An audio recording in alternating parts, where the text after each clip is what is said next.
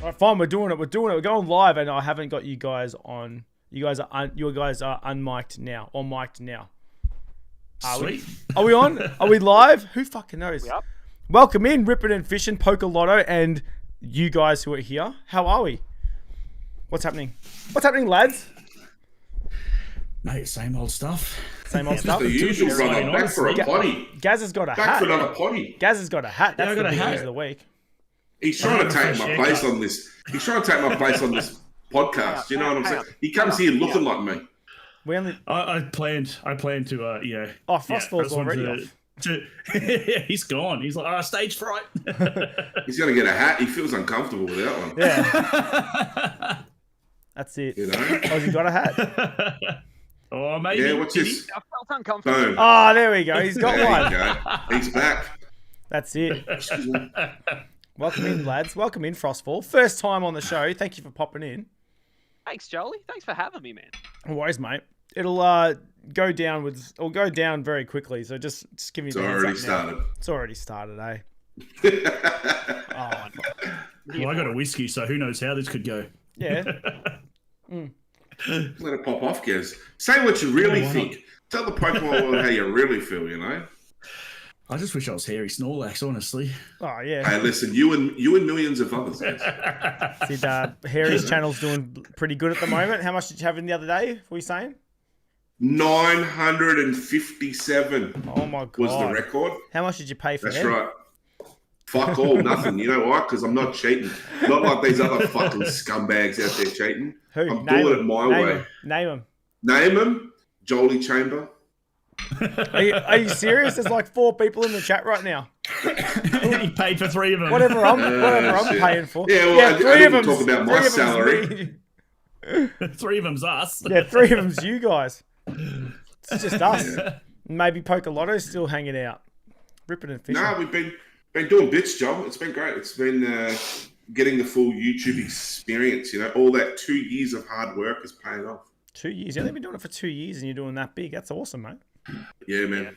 So, but that's the thing. It's, I mean, yeah, but you got to read about it. Like, that's the thing. I think you've got to read about. Oh, Gaz. What? Gaz. There you go. Throwing out memberships. Setting it off. How much is it over here? Anyway? I just tripled my membership, Gaz. Thanks, brother. $20. Anytime, mate. $20 is $20. Exactly. But yeah, man, life's good. I can't complain. Oh, far out. No, good Can't work. complain. Started my TikTok today. Oh, bullshit. You're going down that avenue now, eh? Yeah, You gotta. I'll That's how the kids I'll be get you. live on all 3 platforms soon, bitches. Really? You won't escape me, yeah? I don't have the internet for one. What? Hey, Ninja, welcome in. Ninja, welcome in. Bossy the Pokeboss. Welcome in, mate. Welcome in, peeps. All right. Should we just get stuck into it? Yeah, let's rip the band-aid, Alright, Joel. well- What's the first topic we have tonight, Joel? Well, first topic is the most important one of the day, and it's basically just a humble brag. I finally completed my goal of getting all the art sets from Sword and Shield. That's it. My Very humble nice. brag. That's it. Yeah, I was going to check and see if you are. If you got that last pack you were chasing, I was going to check with you tonight. I did. I got- Shout out to Midnight. Shining Fates, wasn't it? Yes, it was. It was the Dragapult. And, I have like so much Shining Fates. Oh, well, sealed where cigarettes. were you? I It's just posted like, about it like 24 times. Oh, I don't know, mate. Just message me if you need stuff. Nah, it was all I good. don't look at stories. No, it's all good. Midnight Traders, shout out to Midnight Traders, came in with the goods. He sent me a message last night of a photo of it and put it aside for me at Dream Collectibles, and I came down and picked it. So, Beautiful. hell yeah. And then I also, just another humble brag, finished my Scarlet and Violet era art sets. Because Lovely. Are you going back, Joel? Now that you've done these 2? No. Are you going to go back? So I will say this, there was a brief second where I thought, you know what, I'm going to go back and collect Sun and Moon. I did, but Those prices. and God XY, damn. and I did buy some Steam Yeah. Siege today. I bought the art set of Steam Siege. I've got Unified Minds in the back waiting for me, and I've got was the other one? Hidden Fates I bought the other day. And I decided, no, it's too much. It's too expensive hunting down these art sets now, right? Like, the only art set I have what the hell just happened there? Roaring Skies. But Joel, let's talk about this while we got this on the screen. Yeah, like, what's your collecting goals now? Like, I mean, like, obviously, there's a lot to unpack here, right? There's a lot to unpack when it comes to Pokemon at the moment. This flat out changed my collecting goals because, well, I said when I started doing this, I said to myself, you know what? I'm going to get all the booster boxes for Sword and Shield. That's something I want, and I would love to get. And then, in the pursuit of this, realizing how expensive this was, and re-seeing how much the booster boxes were, I was like, fuck that goal. That goal's non-existent. Like, it's too expensive. Like, Evolving Skies aside, like Lost Origin, Fusion Strike, and like they're getting up there. Brilliant Stars, and like they're all up there now. They're all in the 700. Like, it's too much money. Fusion's over 1,000. Yeah, that's what I'm saying. Like that's 1,000. Yeah. Lost Origins, I think, getting close to it. The only booster box from Sword and Shield I'm missing is Sword and Shield base. They got one. I got one too. Isn't that? It's the only one I don't have. Oh well, ripping and shipping. Yeah. Thanks for subbing, mate. Thanks for membering up. Let's go, Triton. Triton, how are you, brother? But absolute weapon. No, it's Sword and Shield base. I think is now $800, isn't it? It's I didn't buy it at 400. Yeah, right. Like that's You paid 400. It'll go down. No, right? I didn't buy it 400. I was like, nah. Just a humble 130 for me, thanks. Oh, did you just say it's going to go down? 150 for it. Did you just say it's going to go down, Frostfall? You reckon it's going to go down? I don't know. It's going to go down. That's what we're telling ourselves. It'll go down. $400. It'll go down. It'll go down. Nah. That's yeah. I was like, this craze will fall away, and I'll be able to get it back at a reasonable price. Well, we're starting to see a few. Oh, why is this not working? We're starting to see base set booster box of Sword and Shield is $747.40. Yeah, that's. I thought it was getting up near that 800 mark, and then you look at even now. I thought to myself, I'm just going to start getting the Scarlet and Violet ones. No, the booster boxes. They're all 400 now. They're all getting close to 400. You know. Yeah, I've got all. I think all Scarlet and Violet so far. I've still got. Are you talking? So yeah, well, Scarlet and Violet's done. So I think I've got one of everything from Scarlet and Violet. Yeah, that was my goal when it happened. I was like, yep, definitely got to get one booster box from every set that has a booster box. I've got to do it. So I said that after I missed all the boxes from Sword and Shield. When all the boxes started being like 400 or 500 from Sword and Shield, I was like, oh no, I'll just do this with Scarlet and Violet. And then I didn't because I wasn't a fan of it. And then now I'm like, I fucked up. I did it even on sets I wasn't a fan of because I was like, no, I want one of each. I know. I know. Do you want an interesting fact, John? An interesting data fact? Lay it on me, son. Okay. So at the moment, if you were to have one booster box of every Sword and Shield set, how much do you think that would be on the current market? Oh. I'd guess 10K. Nah, five. Yeah, it's probably getting close to 10K actually. Now that you've said that, eh? Well, Evolving Skies is like 4 on its own. Let's go 4, 800, 6, 5, 8,500. Let me give you a rough-estimate, right? A guesstimate, right? I've got it all here on the app. I'm looking at it. Yep. So it says currently it would be around about $12,500 for every booster box from Sword and Shield. There you go. 1, 2, 3, 4, 5. Shit, son. 6, 7, 8, 9, 10, 11, 12, 13. Yeah. 12. There you go. Where'd you get 12 from? I said 13. 1, 2, 3, 4. Huh? Oh, there's some that didn't have. Yeah, I counted one accidentally. Yeah. I think I counted Champion's Path there. Yeah. There you go. I'm just putting all my marbles on Battle Styles, man. Battle Styles is down low. It needs to come up, brother. Yeah. Battle Styles is coming back. Well, I thought it was going Next to to pop. I thought it was going to pop off because the Tyranitar's in that set, and I thought the Tyranitar was kind of a vibe. I thought, it popped off a little bit, but it never went nuts. It really didn't. I think Battle Styles just got a bad rap, but it was the only card in the set that had value. Yeah, it was the same as Vivid Voltage. Like the Rainbow Pikachu was the only one that had real value. Yeah, it dropped off pretty quickly after that, didn't it? Like there was no other alt art and Battle Styles. Vivid Voltage, the Rainbow Chunky Boy. There was nothing else in that set that held any value close to it. From memory, I don't like the pink background Pikachu full art. It did for a little while, but it dropped off. It dropped off big time. Yeah, it's still under 100. And then, were there any other alt arts in Battle Styles that held value? No, I didn't think there was.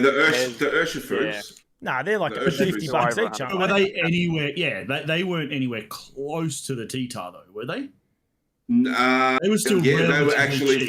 They were actually was it Battle Styles. The leading card there was the Urshifu for quite some time. I'm pretty sure that. Was that just based on playability? I think at one point, I think it was based on playability. Yeah, but I think once new set starts coming out, that value then drops massively. Yeah, they're like $45 each. I'm looking at them right now. They're like not expensive. Yeah, they dropped. The sets that have like one big card in it never gain much traction, from what I see anyway. Is that a thing? Yeah, I still think they're cool artworks, man. I think they're underrated. Very cool artworks. Yeah, I think they're underrated, in my opinion. My mate's actually looking at doing a break for a Battle Styles Build and Battle case. Yeah, I'm like, I could get down on that. I got a couple of Build and Battles. I wouldn't mind a couple more. Build and Battles, far out. I ripped a bunch of them. Yeah. Now I feel stupid. My whole bottom shelf, which you guys can't see, the one below this one, was all Build and Battle boxes from Sword and Shield, and it's severely been depleted over the years. Yeah, Build and Battle boxes were rough though. Like as far as which was weird because like they were meant to be designed for like playing the tournaments pre-release. And you couldn't build a proper deck because you got no hits in it. Sure. Even Sword and Shield, like they weren't great, but Scarlet and Violet, you're getting like maybe 3 hits out of them. Sword and Shield era, I was lucky, like picking them up after the fact, lucky to get 1, maybe 2 hits out of it. Is that out of the Build and Battle, or that's just the little one or the stadium? ETB. Oh, ETBs. Yeah. Oh fuck. You're wasting your money, Sword and Shield for ETBs. All I'm saying. Is that a thing though? Because I pulled my Giratina from a Lost Origin ETB. But in saying that, I ripped like 6 Lost Origin ETBs. In saying that, and pulled jack shit. I pulled 3 ults from 1 case. That was sick. Of ETBs? No, from 1 case of booster boxes. Like that's pretty unheard of. Yeah. For Sword and Shield. That's impressive. Yeah. That was good. It was really good. I don't think I did any of like that many alt arts in a case ever when I was doing the case on release days thing. Fuck. You should have sent me ripped. I was lucky to get 1. Skies, bro. Mental. Can you? Oh, yeah. Yep. Tell me about it. Can you even get before cases? I had the channel. Well, that's the thing now. Cases now, like the prices of cases, you can't get them, right? Because you can't get them, the price of them is exponentially more. Yeah. Yeah. Is the days of cases gone? Is the days of being able to buy a case is it over? Because here's something behind the scenes. Like if you don't have wholesale. But here's the thing, right? Most guys now, not most guys, but a lot of people now are just giving their stuff straight to streamers, right? So streamers are getting them, whatnot, people going, or stores themselves have whatnot streams, yeah? So like who's getting cases now? What? I'm still shopping at bloody Kmart and Target and stuff. Yeah. When was the last time you had a case? Like when was the last time you were able to easily just get a case? That would have been, what was the set? Late last year would have been the last time I had a case. Stellar Crown was the last case I bought. Yeah. Stellar Crown, yeah. Yeah, you're probably right on that. Like, what do we got? We got... Stellar was the last set that you could actually get. Yeah, Stellar would have been. Yeah. Stella was the last time I remember seeing a booster box at $180. Stella was the last booster it was case. Stella Crown. Stella Crown was the last case that I bought that I felt comfortable enough paying the price for. Yeah. Now, you can jam it up your ass for all I care. Like, I ain't paying that. Well, that's the thing now. Like, I'm still paying it. How much do you love for a case? Like, how much do you love the hobby to pay the prices that they are now? Yeah, nah. I won't pay anything over like retail. Yeah. If I can't get it at and Zing might be a little bit over retail, but that's as high as I'm going. I'm not buying off anyone. At least secondhand market price bullshit. Yeah. No, I'm not paying any of that. I will open 2 ETBs on release day if that's all I can get. I'm not. Yeah. What did you say, Frostfall? You said something as well. What were you saying? Oh, yeah, you're even booster box prices. Like, booster box pricing now is ridiculous compared to what we used to get a case for. Yeah. Booster boxes are just, like, they're going nuts. 3 booster boxes now is a case price. Yeah, like most booster boxes now are that 320 to 350 range. And then obviously you got your ones like now that are like what's Destined Rivals, I think, is over 400 now. That blew up for no reason over the last week or two. So now, that's not no reason, mate. It's full of Mewtwo's. It's amazing. It's a sick set. It's a great set, right? I'm trying to master that set, and I can't get any product to do it. It's a great set to want to. It is a good set to try to master. It looks really good when you have it all. You know, the cards are good. It's a good set. I understand that. But I mean, that set's also like what, a few months, how many months old? And it's already 400. 3 months. Right. Like, you used to be able to buy a booster box and then like for the next 8 months, it would still be $180. Like, you know what I mean? Like boxes are like immediately more expensive now. Like 8 months ago, I picked up a case of, I messaged you about it, Jolie, and said, remember I messaged you, like, do you want a case as well? Oh, yeah. What did you get? Was it Stella or 1,050 of Stella Crown for Yeah, and now I feel like a dickhead, 8 months ago.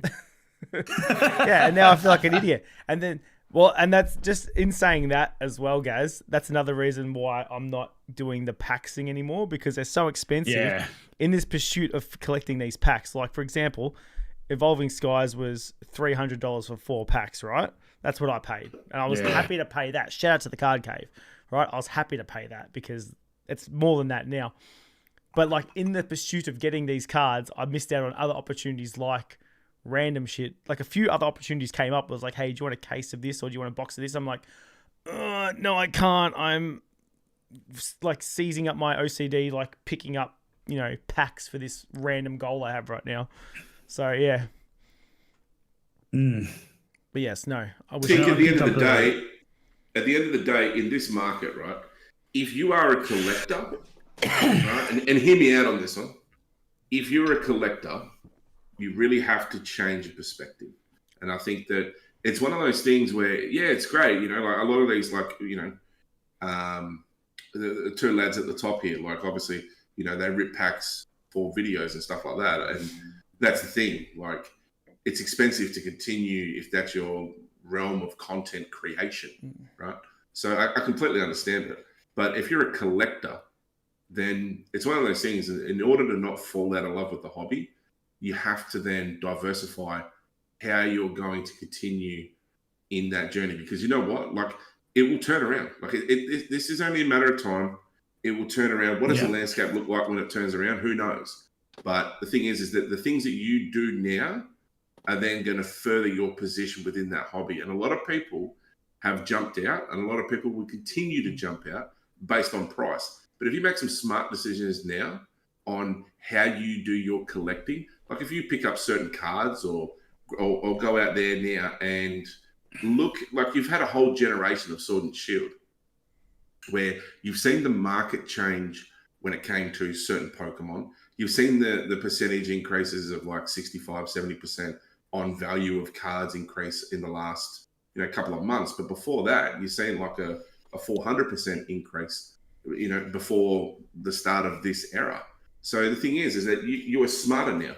You are smarter now in looking at your collection and going, okay, what am I going to collect now that's going to benefit me in a year or two's time?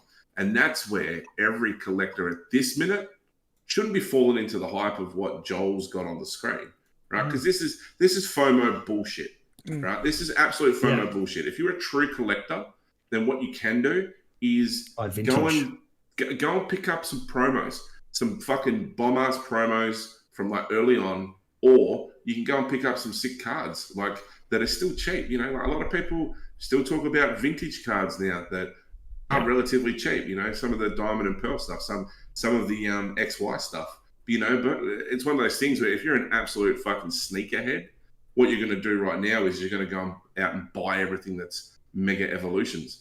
You know, because you want to have that in stock for when it takes off in a couple of weeks and you're going to be part of the fucking ride. If you're that way inclined, you're a fucking moron. But it is what it is, you know? Like, just don't be a dickhead. Like, this hobby has got some really good aspects to it that people overlook because all they see is value. Well, I feel like I know we've spoken about this like heaps over the past few weeks, like that exact thing. Like, it is becoming a bit more money based, and you know, and then the people who do like the cards, like this Seismitoad, right? Like, it kind of segues into that. It's like, it's a good card, people like it, but now all of a sudden it's like, who decided? Was it the sneakerheads, the investors, or is this natural, the Seismitoad? No, it's dickheads like this post that you're showing us. Right. These guys, card price check, fuck them. Like, this is the shit that we're talking about. Like, one streamer said it, and a bunch of people jumped on the bandwagon. Feeding into everyone's frenzy by doing dumb shit like this because they need content to post. And half of these, no joke, man, half of these Pokemon YouTuber fucking people that make videos and things like that. And you know, shout out to you guys that are in here now. But like, there are a lot of detrimental people that are in this hobby that make videos on absolute bullshit in order to just feed into a clickbait type of scenario. Yeah, that card is not worth $230. No, right. It's clickbait, though. Like, that's what it is. I don't even like it. It looks like shit. Yeah, no, I fucking hate that card. But it's clickbait videos. That's what it does. It's somebody will mention it offhand, some card in like an Instagram post or whatever, and then suddenly it'll be like, oh, bam, that card's now worth 300 times what it was last week. Yeah. Do you think you know what they're trying to do here, lads? When you look at the, and maybe I'm wrong, right? But I'm just putting two and two together. You haven't looked at much of it. But the Magikarp, right? This falls in the same vein as the Magikarp. Now, I'm going to take a stab in the dark, right? Is this because, and I don't know this answer, is it the same artist that's done both of these? And this is what, see, right. So now they're trying to tie in the artistry bullshit to go, oh, look, you know, it's got the thing the same as a Magikarp outline and the Pokemon in the middle and blah, blah, blah. And boom, it's just utter shit. Well, that was what some... It's a lovely card, but it's... I don't even think it is. The Magikarp, I get that. I like the Magikarp, artwork. The hidden Gyarados at the top of the Magikarp. This card, I don't get it. It does nothing for me. Yeah, but it's nice artwork, though. That's the thing. Like, fuck the Pokemon off, right? But look at the entirety of the card. Like, as far as, like, positioning, as far as, like, color changes within the card, it's a nice-looking card. I wish I had. You know, it's too much. It's too much. But that's the thing. The Magikarp is in the same vein, and everyone. Yeah, but I like. Whoops. But the Magikarp, like, Magikarp is like. I think gangster. I think when this card came out, right, the thing that I thought that was a bit off was like the Giratina was obviously a bigger, more popular Pokemon. The Magikarp's a more popular Pokemon. Seismitoad, no one gives a fuck about Seismitoad, right? Yeah, you don't have to. But that's what I'm saying. That's what you said, like, Harry. They've just tied in the artist to go, someone figured out, oh, how's another way that we can just... Or maybe they love the artist, man. Maybe it could be as simple as that. Maybe. And that's the thing. Like, if you're into... I'm not saying that you can buy Picassos, right? But if you're into, you know, Rembrandt paintings or Picasso or fucking whatever, right? Like, you're going to follow that artist. Like, and that's what collectors do, right? Like, they pick a vein and they go with it. And that's what I was trying to say before about this hobby. There are so many great things that you can do within this hobby. You can follow an artist. They can make common cards. They can make illustration rares, secret rares, whatever, right? But if you're someone that follows an artist, like Real Breaking Nate, right? And I don't know how, I'm going to fuck this up hard, ready? Right? But like Real Breaking Nate always gives a shout out to, is it Tomikazu? Because he likes that guy as an artist, right? He likes to collect the cards, whether they be common, uncommon, doesn't matter to him. So, but that's the thing. It's like, that's his vein.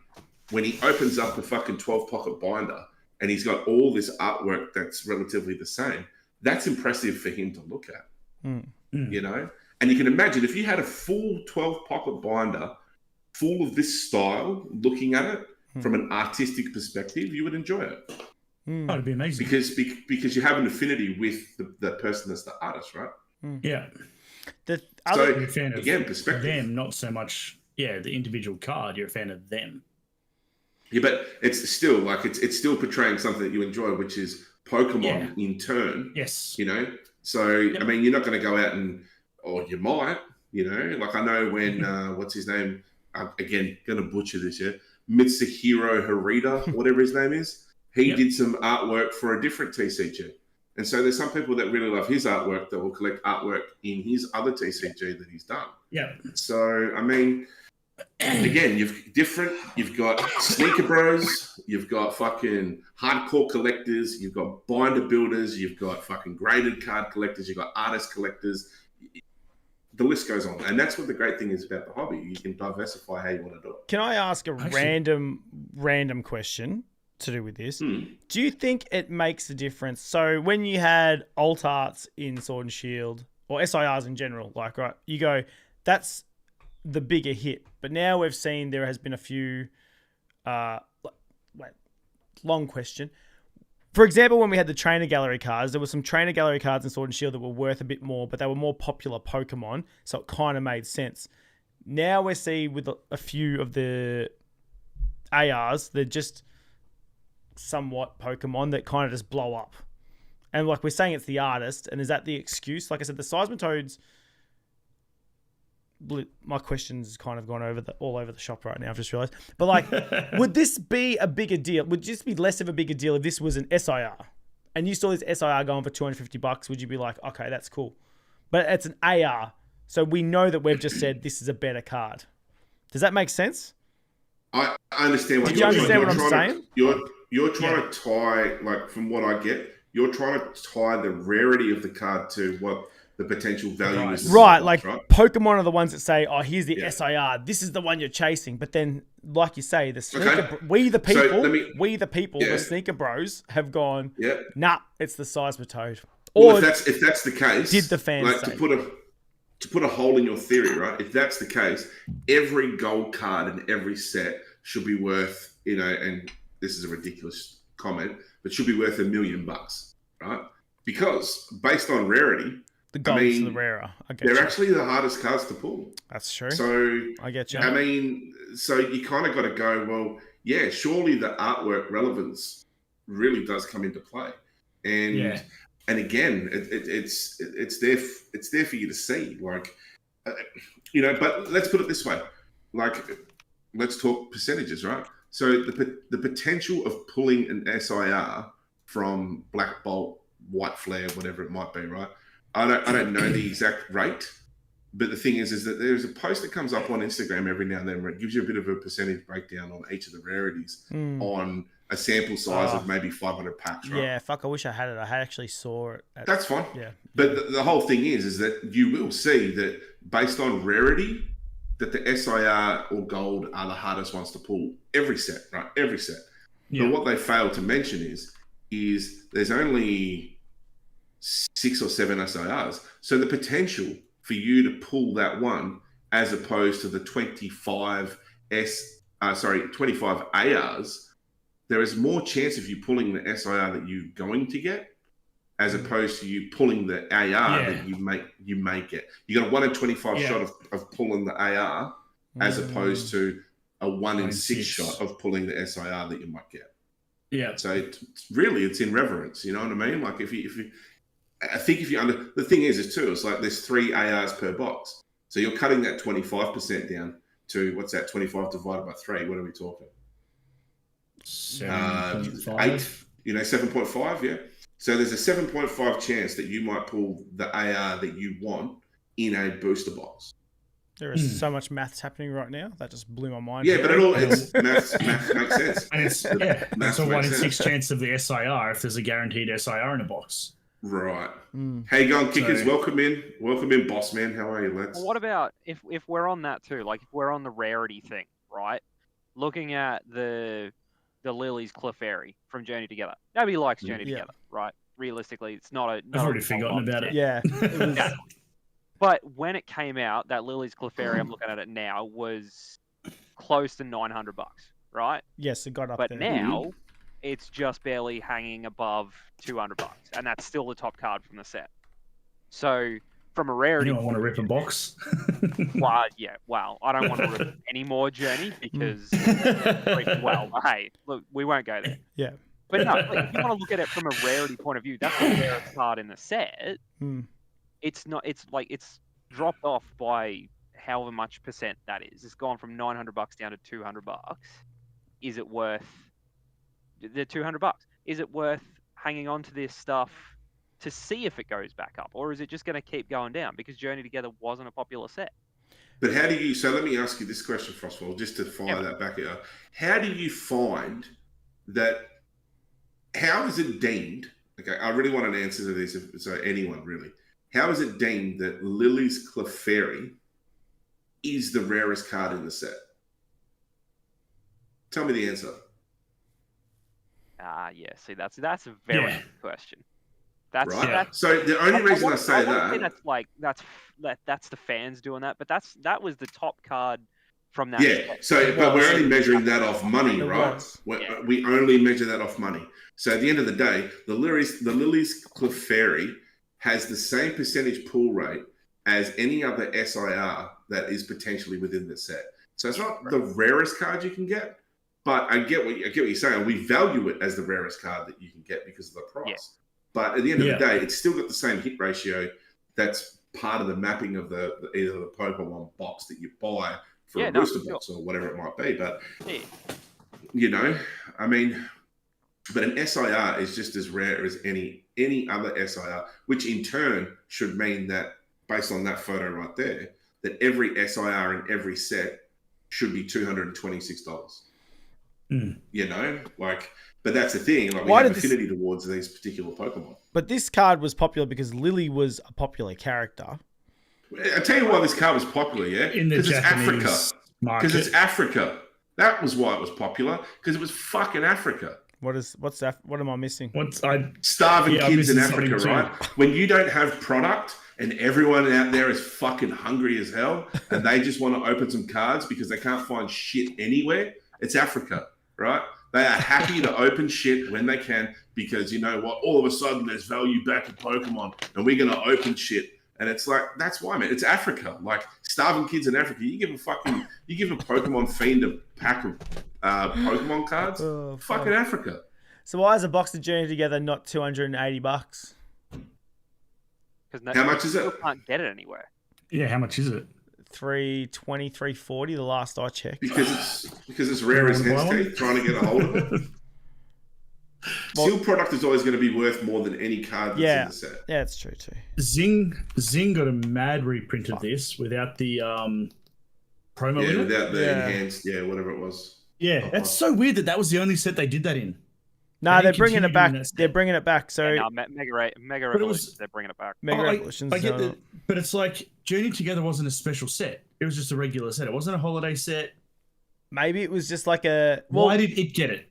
It was a bridging set too, right? Because it was like Journey Together was kind of cool. Before we got Destined Rivals, Journey Together looked cool because you had the trainers on the cards and they brought that. Oh, Jesus Christ. They brought that back and it looks really cool, yeah? But when you look at Journey Together, like, it's kind of a weaker set. It's got some good cards. But it's just some nice cards. It was more of it was like a, this will do you over until Destined Rivals comes out. Then you're going to really fucking love it. Like, you know. I have 3 booster boxes of the stuff too with the promos. Yeah. Did you rip it? No, they're sitting right there. There's 2 with the promos. There's a case. And that's the 3rd one sitting there that I bought. I was going to rip it. Rip it on stream now. Be a real star. Yeah. Do it now. I'll save it for the upcoming charity stream. Someone do the math for me. What's 2,850 divided by 4? 6. Divided by 6 is 360. 4.5. 450, isn't it? I don't fucking know. I just want to sound like Rayman for a second. You definitely sound like you're special. Hey? 475. $4.75. I was close. Fuck, see, that's gross. I was close. That's gross. Who wants to pay that much money for a case of Journey Together? $4.50. Some moron.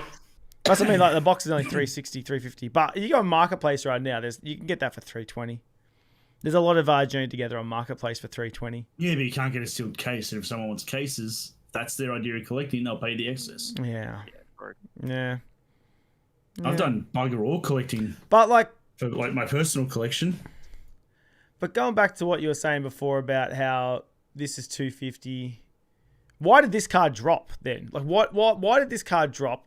Is size because other sets came out that people wanted. And nobody gives a crap. Like, as soon as Destin came out, it was just like, yeah, Journey Together who? Because nobody gave a crap about it. Do we think the Seismitoad drops, or does it just do the Magikarp thing? Because everyone kept saying the Magikarp was overpriced when it was $98, right? Like, and it's obviously Magikarp's got Gen 1 tax on it, and it forever will. Exactly what I was about to say. Okay. Magikarp's got it's got the it forever will. Yeah. The nostalgia tax on it. On that Magikarp, paying like $75 for it, and then the week after that it was 120, and the week after that it was like it just went to the moon. I'm like, shit. Try having one in a pristine 10, brother. Do you have one in a 10? Pristine 10, brother, yeah? Well, I've only got one in a binder. The one I've got, I think it's got a crease in it. It's like a gem mint. Gem mint 4. I traded mine for $70 because I pulled it the day Paldea came out. And I traded it for something else to finish off a set for like $70. I pulled it release day opening a case. Oh, the good old days.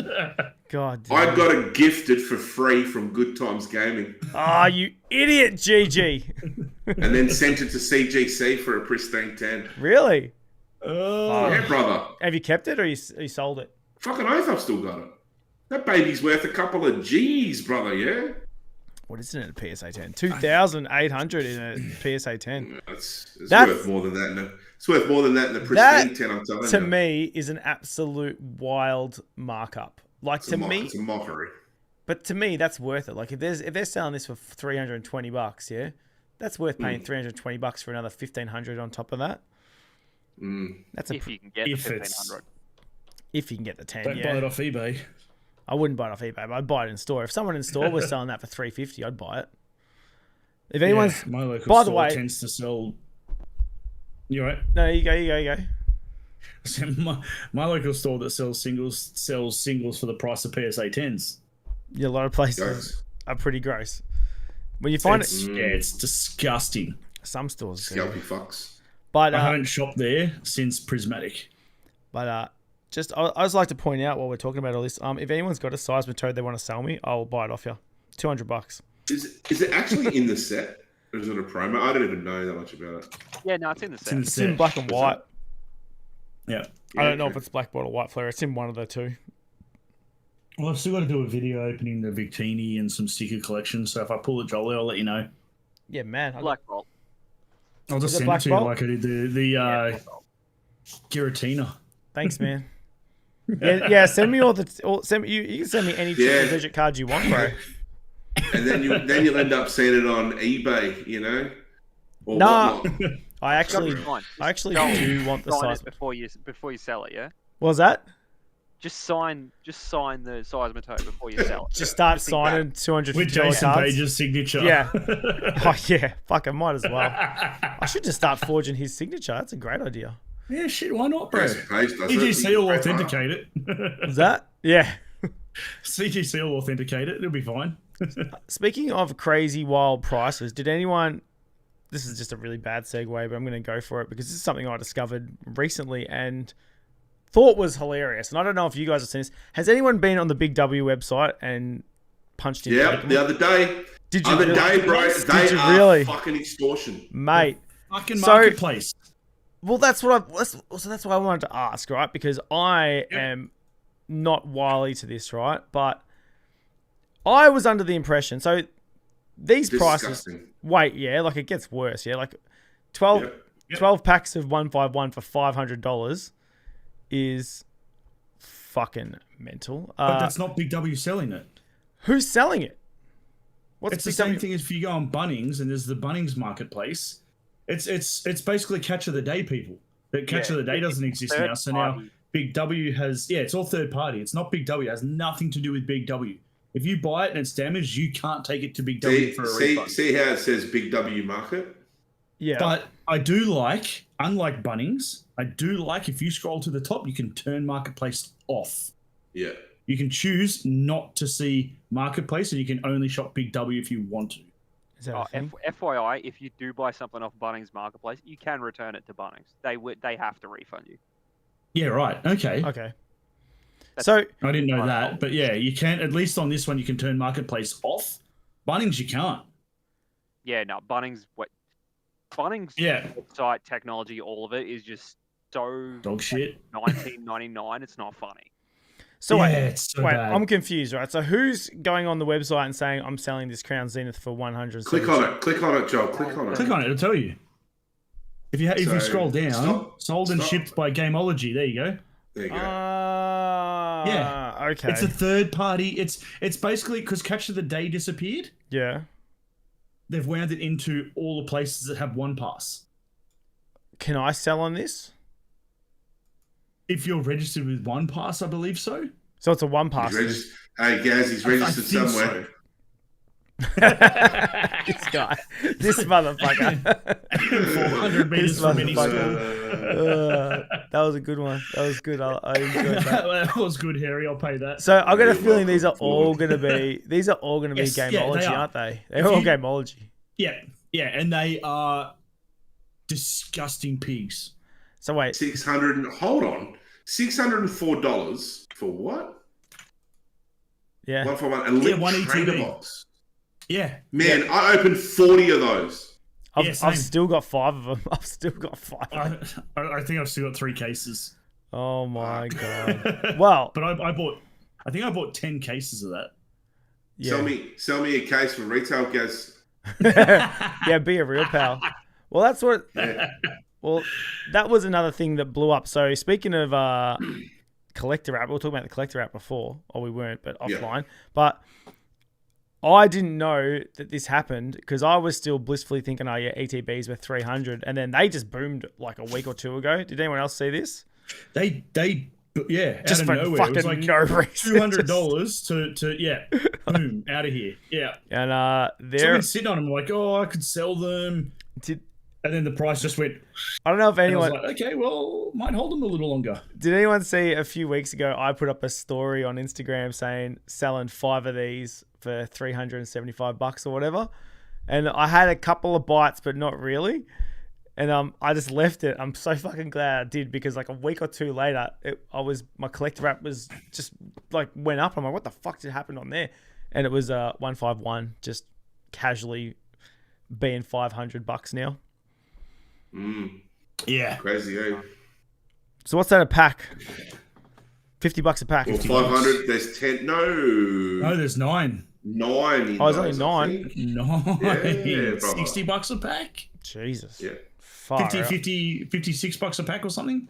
Because stores are still selling them for $20 a pack. I'm surprised because I'm like, I wish my local stores are 30. A lot of them are 25, but no, I've seen a few still for 20. Yeah. So is that? I have 2 local stores and they are both bad. I don't buy Pokemon stuff from them.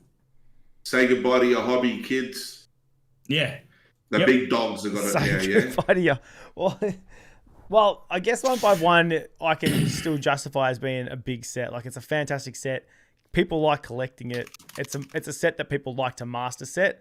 It's always going to be a big set. I think it was the same as like, you know, still haven't completed it. There's no one's really chasing like one single card from it either. Like you never hear people going, Bro. Oh, I want the one card from 151. People just like the set as a whole. So I have opened like 3 or 4 cases. No, more. And I still need 2 cards from the set. Yeah. Which 2? Have a guess. Charizard? Yeah. No, I pulled 5 of them. Okay. Reverse Hollow Ghastly? You're on the right track. Okay. I need a full art fucking Wigglytuff and a full art golem. They're like $8 each, man. Like it's just... I know. And look, I've had Harry's got a Harry's got like a stack of them. I've got 30 I of reckon these. hanging around somewhere. Oh, dude, I've had people reach out. Diva's reached out. She's got them. I've had like 5 people reach out. They're like, dude, I've got them. I'll send them to you. I'm like, I want to pull them. Fucking hell. It is like how ACT store's worse than Tassie. I know, Lotto. I know, brother. ACT I store. was just saying. I was just saying, Harry.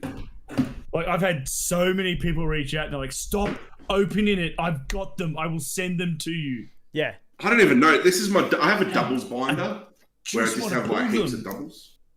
I'm not that organized. For the first time, I actually started selling some stuff. Check out this page. Sheesh. Cool. It's got some fucking. Oh, you can't see it properly, but it's got some fucking heaters in there, man. Oh, nice. Oh, that Pidgeotto. Do you have a Morty's Conviction in there? Do you have the Morty's Conviction SIR? Yeah. To trade, to sell? These are my doubles, Joel. Have you got what's more conviction on eBay at the moment? What's the what, sorry? What's Morty on eBay? eBay's down right now. Oh, what a shame. Morty's Conviction. Let me see. I don't know how much it is. I have... Excuse me. Ugh. That card... Full Art Wigglytuff and Golem. Like, how have I not pulled them and I've got like 5 Charizards? That card's like 80. I gave away bucks. a Charizard. Dude, you can trade the Charizard for those cards you need, yeah? Oh, I gave one away. Someone needed it. I was like, you know what? Here you go. Thought I had it, but it's this one. The fucking... Yeah. Sorry. If anyone's Paldean Fates. If anyone's got this, to chat as well, if anyone's got this and doesn't want to charge me fucking 80, 90 bucks for it. I'll check I don't want to charge you 80, 90. I'll charge you 95. 120? I had a guy offer to give me one for 55 bucks the other day, and I fucking should have taken it off on that deal. I still I'll might. check my binder. Oh, shit! Because I'm not trying to complete that set, so... Hey! I do have one. Tough. I do have one. What was the other one, guys? Golem. Just Like, how have I not pulled them? Like, how? the same reason I opened up like 3, 4, 5 boxes of fucking Lost Origin and never pulled the reverse Butterfree, I think it was. Yeah. That's Sometimes the what I don't world's just understand. against you. Yeah. Yep. Well, I've opened like 4 UPCs, probably 5 or 6 cases of 151, not to mention the other products. Should I just rip an Alakazam box right now and see if we can get it? One reverse hollow. You want to do it? Fuck oath, why not? I mean, it's your money, brother. I'm here for it. What'd you say, Frostfall? What'd you say, Mr. Phoenix? Obsidian Flames. Obsidian Flames, I had to buy one single reverse hollow for to finish the set. Yeah. What, you got the... Just Did you pull both pulled all of the Charizard, pulled all of the SIRs, everything. Fuck yeah. One reverse hollow. Could not get it. Obsidian Flames was good. I did a case of that. I pulled every common, uncommon.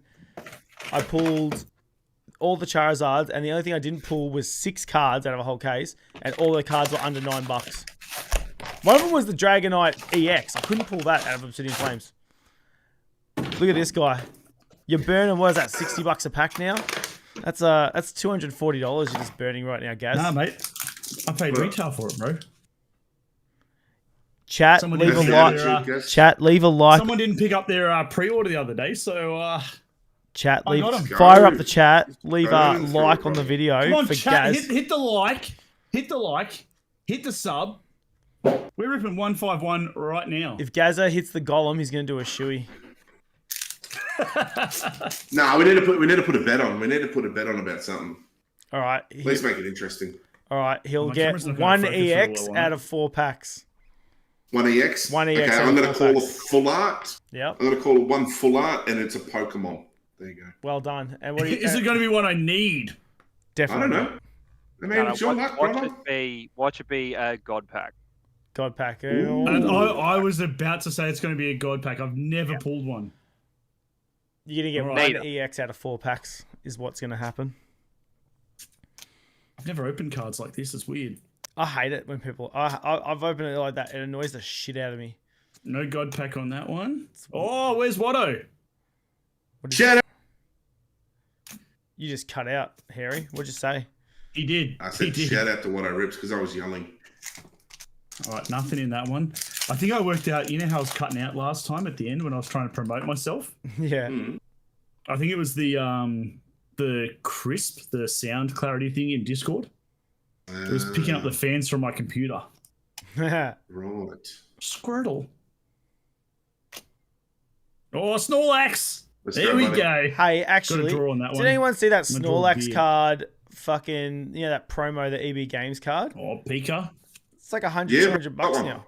Do you got one? Have you seen how expensive that is now? Yeah, I've got one. Yeah. All right, nothing so far. Everyone got one.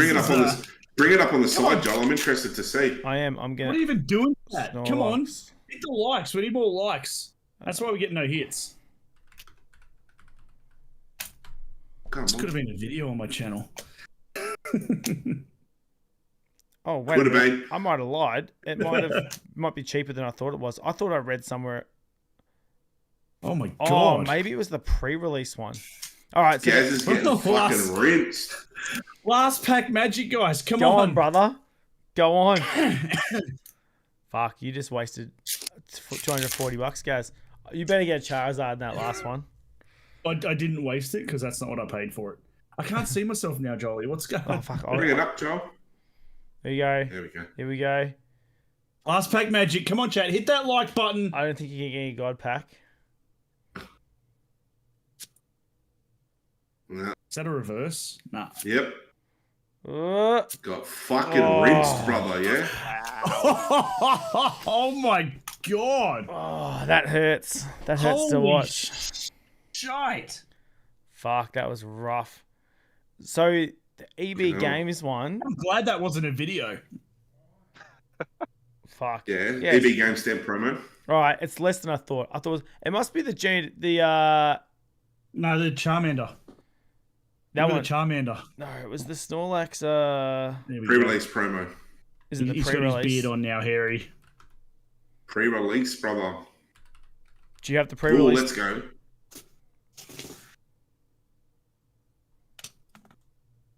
No, Pre-release.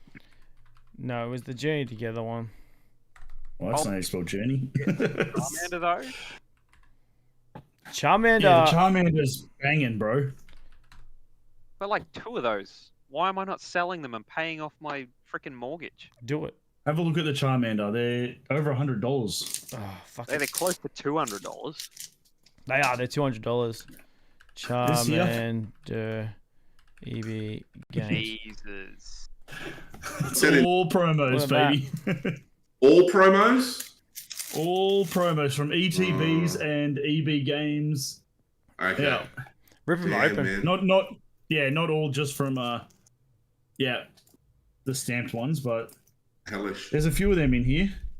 You see Alright, the next. price of what is it? It's which one was it? The 250. 151 ETB promo. 1518. The Snorlax. No, sorry, not the 151. The celebrations. You seen the price on the Greninjas? We sent it in a 10. Yeah. Like 8 Yeah. bucks for the Greninja? The Greninja Yeah. Gold Star from Celebrations is like $60 all of a sudden. Here's It's And also I've- around about Some 1,000 in sneakerhead a 10. mentioned it in a Yeah. Instagram story the other day. Hey, what was that? Some sneakerhead mentioned it in an Instagram story the other day. That's why it's gone up again. what was it? No, it's been up for a little while actually. It's been that way for probably 3 or 4 weeks now. Yeah, okay. But there's the first like 8 that I could find. Here's a good question, right? Rips Down Under wrote Umbreon EB Games promo isn't fairly pricey too, and it's the Umbreon's not as pricey as the Charmander. Is that surprising or not surprising? Charmander's the Charmander's been out longer. Umbreon's Charmander's Umbreon's the big dog Got Kanto tax. I think it is surprising, in my personal opinion. because Umbreon's the big wank card that everyone wants to fucking hype It's to the true. moon. Is the So why wasn't Yeah, the but- EB Games one hyped? it will be. I think it was. It at just one point. hasn't It was yet. like $50 raw or whatever it was. Like, go back in the solds. Like, It is. fucking. I'm in solds now. This is solds. Like, a year ago. like. Oh, you have it just the way that you have it set up. Yeah, okay. It's just this is the most No, it's recent. So it's only selling for 55. Oh, that's not in the plastic. But 80, 90 bucks, 60, 50 bucks. It's not up, not on the Charmander. People that grant Yeah, okay. What is the Charmander at now? Pokemon, it was just 200 bucks. It's at the $200 mark. Yeah. Pokemon Okay. wrote, people that Grandmaster set 151 need the Charmander. So there you go. That's what that is. That's a good point, Lotto. Grandmaster. Yeah, that is a good point, Lotto. But I Makes mean, sense. have you guys got the other one, the fully 151 stamped cards? If you do a Grandmaster set, Which one's that? yeah, there you go. I don't So- I don't do any of that. I master set what you can pull from the Yeah, packs. I That's it. master set too, Gaz, but some promos I go Yeah. after. I've got the Oh, 151 some promos I like, stamped, but the 151 Yeah, right. stamped cards. Which ones are I've also they? given up on the Bulbasaur? Black Star promo binder. They do a 151 stamped Bulbasaur. Pretty cool. 151 Bulbasaur stamped. And it's actually got the 151 stamp on it, like a pre-release card. So, Oh, no. That's pretty cool. it's all right. Yeah, it's very cool. Still think the Oh, there you go. Yeah, it's 120 bucks, man. Yeah, man. stained glass birds. I think the stained glass birds is one of the best That is It a good is. number. ETBs. I gave one of That's- those away, eh? I gave heaps of them away, man. Oh man, no, in Before a 10. Fucking crazy. Yeah, right. I'm Well, not you're an giving idiot. fucking nothing away ever again. I'm sick of like giving shit away and then it booms for no reason. Like I'm not giving shit away. Like a certain That's gold why I don't- Giratina. That's why I don't rip anyone. Mr. Mate. Mr. Oh, Mate. no. Listen, I'm gonna get a golem. I'm gonna eat it in front of you. I don't care. I help people finish their sets, and that means more to me than a piece of cardboard. Oh, look at that. You're a lovely guy. If you want your head to explode, look up the Voltorb Professor Program stamped 151 program. Yeah, that's fucked. That is fucked. What? It's like 10. Is it like 9 grand or something? Voltorb. Voltor Professor Program stamped 151. Yeah, they do the professor research ones, and they're like stamped, and it's like just dumb money, man. Dumb money. I can't even find it. What am I looking for? You probably won't find one. I don't think you'll find one on eBay. Is it like too rare? Yeah, they're pretty fucking rare, man. Fucking. You'd be goddamn. very never lucky. even You'd heard be of very it. lucky to find one, especially on eBay. Professor stamped. Yeah, type in Professor Stamped. Voltorb. Voltorb. Voltorb. Some of those cards are just dumb. There you go.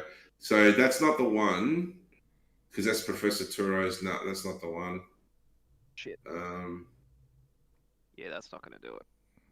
No. It is literally just a Voltorb from 151 with the Professor Yeah. Program stamp on it. $2,000. Professor Program. There you go. Professor Program Stamped, or whatever you want to call it. Program. It was given out to the judges that did the Professor Program at Worlds last year. Only 40 odd judges did the program. Yeah. There you go. Lotto knows all this stuff because Yeah. He You'd be competes very in those hard pressed to things, find it here, man. yeah, You'd be better off Googling it, my brother. Google. Google's lame. Google. Yeah, Google Schmoogle. Professor. oh, don't let us see your search history, Jolly. What did Yeah. it say? Harry I don't want to Snorlax. know. Hot Naked. stamp. Every Snorlax nudes. Mm-hmm. Is it this one? Go up. I can't say the full.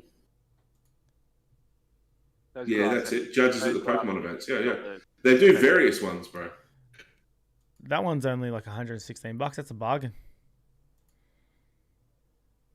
I could buy Yeah, that. but it's got that That's just- stamp on it. It's got that stamp on it. Oh, 25 bucks Oh, off. is it 25 bucks off? Fucking bargain. Oh, even bigger bargain. Voltorb in with the Professor. Listen, I feel like it should have just come up by now. Anyways, what else is happening? Let's Hey, you're a chief and commander here, brother. What are you up to? what else happened in the world of Pokemon? Who gives a fuck?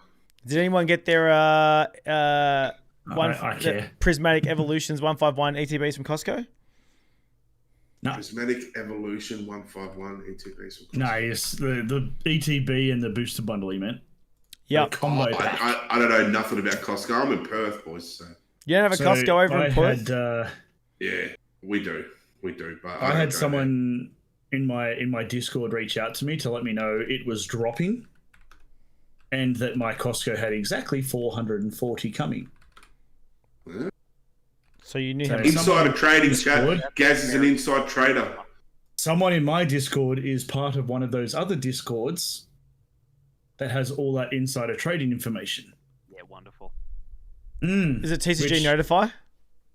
I Joel, isn't it? He pays a subscription. I don't know. I want nothing to do with those Discord pages. I think they're disgusting. Correct. We were rinsing it a few weeks ago, and then I found out one of my friends is like a part of it. It's pretty funny. Well, one of my like the week after Joel's friend. The week Joel's after friend. Yeah, we were rinsing it like a few weeks ago, and we like put up the pop-ups, and we're like, "Oh, this is bullshit." Like a week later, I found out like one of my mates is a part of it. I'm like, "Oh, for fuck's sake!" Like, Joel's friend, you fucking scab. I'm pretty sure my best mate's brother is part of it. Yeah, out of nowhere, he doesn't collect Pokemon cards. Was telling me, "Oh, get on this here, jump on. It's live. Go do your pre-orders." This guy's. I'm like, bro, don't want to hear it. And it sort of backfired on me a little bit because I started getting all of his Destined Rivals pre-orders and everything at wholesale price or cost price, sorry, because people have stopped buying from scalpers. I'll tell you what, it's been pretty good seeing Prismatic back on shelves at the moment. I had a delivery today. From what? Of what? 3 Prismatic ETBs and 5 booster bundles. How much you pay for that? $90 an ETB and $45 a booster bundle. How the fuck did you get that? I paid 100 and something the other week for a booster bundle. How much? Subscriber reached out. 100 and something. I remember. So yeah, it turned up today, and I was pretty excited. One has a dent in the ETB, so you know what's going to happen with that bad boy. Keep it. It's gonna listen. It's rip it. Fucking rip it, brother. 2 others. Rip it. Get in there. You want me to get it now? Fuck yeah, do it. Fuck it. Why not? Let's go. Do it. Fuck around. No, I'm hurting enough as it is. The only way to take away the pain is to rip another box. You know that, yeah? Just keep punting. Just keep punting. Anyway, some new shit that's happening. Did anyone else see the fantastic fucking video of the new Mega Evolutions everyone saw this year? Yeah. I saw that on Cat's story. Yeah, I think EB Games posted it as well. So how do we? I think everyone posted it. Yeah, Harry sort of brought this up the last time we spoke. It was like the Mega Evolutions. It just doesn't feel like a whole new. It doesn't feel like a set. Like how can you make a whole? But it doesn't feel like a new one. New era. It doesn't feel like a new era because like you still got the EXs, still got the fucking. They didn't do anything different.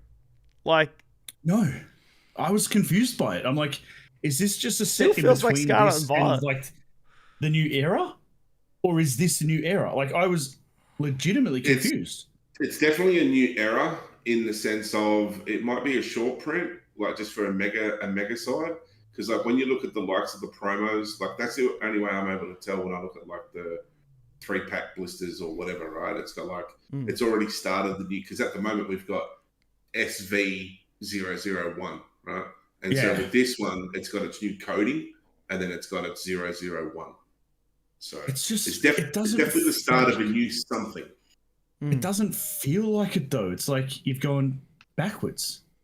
Yeah, but let me tell you. Okay, let me say this. There's nothing new about it. Nah, listen. Let me say this, right? You motherfuckers have been spoiled for choice, right? You have, and I'll say this to say this, right? When most people come in, it's a case of you've got yellow borders, right, and you've had V's and V Maxes, right? So, and let's be real, right? We know that going back an era before that, we're looking at GXs. You know, we're looking at GXs, we were looking at rainbows, we were looking at full arts, trainer full arts, right? So you can see the uplift in comparison to Sword and Shield. But where you've been spoiled is changing it from a whole thing of going away from Vs and all that sort of stuff out of Sword and Shield, going into the likes of Scarlet and Violet, where we've now got grey borders and we've got fucking this. So now we're expecting this big fucking dramatic change heading into a new era that Pokemon just do every time we change an era. But they don't necessarily have to, because when you look at other past and previouses, they don't always make such a dramatic change, you know? And this is one of these things. It's like they're carrying on EXs, but again, for how long? Are we getting 6 sets? And they're still called SIRs, they're still called art rares, aren't they? Because we've got the 30-year anniversary coming up, right?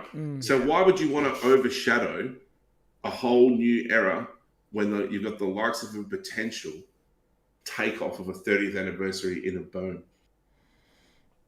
We've done it before. I wasn't expecting big change, but I don't know how you base an entire era around just mega evolutions. That's what confused me. Like, I didn't expect change. I expected it to be very similar to Scarlet and Violet, but just basing the whole first set around mega evolutions, I didn't get. Like, I like the artwork. Like, you guys might not like that Charizard, but I'm a fanboy. I think the artwork is sick, but I don't know how you're going to base an entire era around what we've seen. That's my biggest thing. I don't understand it. I don't like the pictures that I see of it, but I would much rather hold one in my hand to see it. I think they're going to be. I think they're going to look really nice in person. Can I I don't doubt that. Yeah. Can I just say, I think that this Lucario looks pretty cool. I like the blurry hand and all the, manga lines, all this, the action with the, the Japanese. I love it. The Zard looks like a kid fucking drew it. Like, yeah, but look at the last Mega Zard. What? It looks delightful. What was I get you, Joel. But this looks less than these two, though. These look like a comic book. This looks like a kid's drawing. It looks like a very flash art tattoo. You know what I'm saying? Like it flash looks tattoo. flat. It looks flat compared to the others. Yeah. But go back and compare it to, look at the likes of, and correct me if I'm wrong, chat. Look at the likes of Flashfire, right? Or whatever it was when we had Mega Zard in Flashfire. So when you look at that, it's like, it's very reminiscent of that because it's the same art style to a degree. So, but it's weird that the others aren't in that same art style. Like, well, they that are. One there, the Gardevoir looks almost like it's coming out of the card with the lines and stuff, and the Lucario, the fist is coming out of the card. The Charizard, it's very flat. There's nothing like pushing forward out of it. And I think the thing is that like it's its first, first representation. That flame. The flame could be. The flame is what could be coming out. The flame is really like the flame out of his off. mouth could be pushing forward out of the card, like the lines on the Gardevoir. Well, that then one hopefully, very flat. Hopefully, let me say this then. Hopefully, the Mega Gardevoir and the Mega Lucario will be the most expensive cards in the set. Then by that demographic, right? So by rights, they should be the better fucking card in the set as far as value is concerned. And I honestly, I don't think the Charizard will be the most expensive card in the set. And I think that's a very ballsy statement to say because I think you will find that you will be wrong. Nah, we've seen the Zard. We've seen some. So, yeah, I'm a Zard guy. Like, I love my Zard, love my Mewtwo. Yeah. But I feel the Zard day has sort of gone a little bit. It might make a comeback. I don't think this set will be the set to make a big comeback for Charizard. I don't think it will be, but I think it'll still be. I think you give this set 6 to 12 months, that card will be the most expensive card in the set. Agreed. Have we seen any of the other SIRs? Yeah, the Gardevoir SIR is fucking mint. Looks dope. As we saw the Charizard one. It's got the Y at the top and the X at the bottom. The Charizard. What's the Gardevoir? I don't like. Okay, so you've got the Lucario just there that's fighting the Venusaur. That looks sick. looks sick. Yeah. That's a mad card. Yeah, it's a mad looking card. And then you've got the likes of the other one, which is the Gardevoir, which has got, because what you probably notice if you look inside it, I think it's got all 3 evolution states in the Gardevoir. So Yeah, it does. it's got the Curlier, it's got the Rolts, and it's got the Gardevoir, and obviously the Mega Gardevoir. Where is this Gardevoir?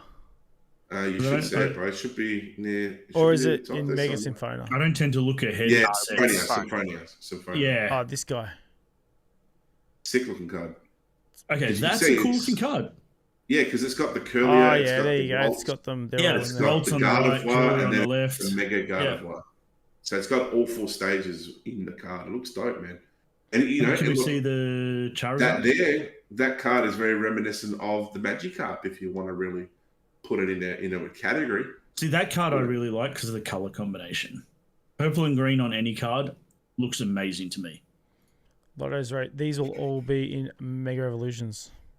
Yeah. Yeah. Oh, he said this will also be most likely be our 2026 holiday set. Yeah, 2026. What? Mega Evolutions. It's coming out before then, isn't it? It's coming out now. So we're gonna hold on. So month. we're gonna next month. Lotto, just out of curiosity, are we gonna start? Are we gonna start on a holiday set? Because that's different. I thought that's what this was. I thought that's what Mega Evolutions was at the start. This has got booster boxes, so I don't think it's. Yeah, it's booster boxes, so it can't. Me neither. I didn't think it was a holiday set. But yeah. I've got booster Mega boxes Train pre-ordered. EX. Okay, yeah, gotcha. I'm They're in the pretty next sure. one after. And on I think basing your generation around Megas, like we're looking at this new era of cards, basing it around Megas because Legend ZA is coming. I think Pokemon want to try and take that sidestep from the mainstream game or the mainline game and go into this offshoot because Legends Arceus was such a big deal. So they're putting a lot of eggs into the Legends ZA game to try and push it further to make this more mainstream. So either so it sells more units or so that they don't have to just keep pumping out this is the new region, here's the new 150 Pokemon for you to go and catch. Yeah. Yeah. So Frost, do you happen to know when the new main game for the Pokemon is coming out then? Because obviously ZA is not the main storyline then, is it? Speculation, I have no information outside of this. My speculation would be it will be the end of next year. And supposedly, just from stuff I've seen around, it will be based around the Greek islands. So there was something floating around a while ago about wind and ocean or some crap, right? And that was supposedly going to be it. That was what was going to be announced at whatever Pokemon Presents was coming up. But none of that has been announced. So whether that's true, whether that was just somebody speculating, who knows? Yep. But supposedly, there were patents or trademarks put in place for that stuff. Because it's always around the end of the year, isn't it? It's always around October, November. Yeah, and the thing, ZA is coming out at the start of October. So I would say we're not necessarily going to get a new region until at least the end of 2026. Yeah, cool. Awesome. God damn. Awesome. How do you feel about the price of this being $963? That goes to what you were saying before. Gold should be the most expensive. I couldn't tell you last time I put a gold card. Not from but I'm not paying $999 for that. That's what the price is, apparently. Yeah, but that's no. I wasn't saying it should be. I was saying, based on your theory, it should be. Well, it looks like according to this, it is now. Of the cards. This is that's the thing, right? So watch and see that Kangaskhan. So then, okay, so let's go back to the argument that we had before, Joel. Not argument, sorry. It's going back to the discussion that we had before, where the Seismitoad then should warrant the price. Because personally, for me, I think that the prettiest card in that set is, and this is just my opinion, I think the best 2 cards in that set, if I was to rank them, I would put it's a tough one here for me, but I would put the Gardevoir SIR in first, and then I would put the Kangaskhan. I think the Kangaskhan's a fucking sick card. It's pretty cool. That'll got value because Rev mentioned it. Look at it, man. That's dope. Look, that's dope. It's a very cool card. $300 next week. It's dope, man. It's a fucking sick card. His favorite card in the set, so it'll it might take a week or two, but it'll go up. First time Kangaskhan's got like some mad love, man, too. Like, I mean, yeah, it's been a while, eh? Yeah, our regional. Yeah, the Joeys, yeah. No, but it's definitely a good looking card. But like that Latios or Latias, whatever you want to call it. I like the Latias. I think it looks cool.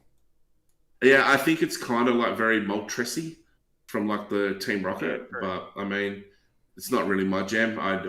Is it the same artist? I think that there's too much going on. It might be, man. I'm not sure.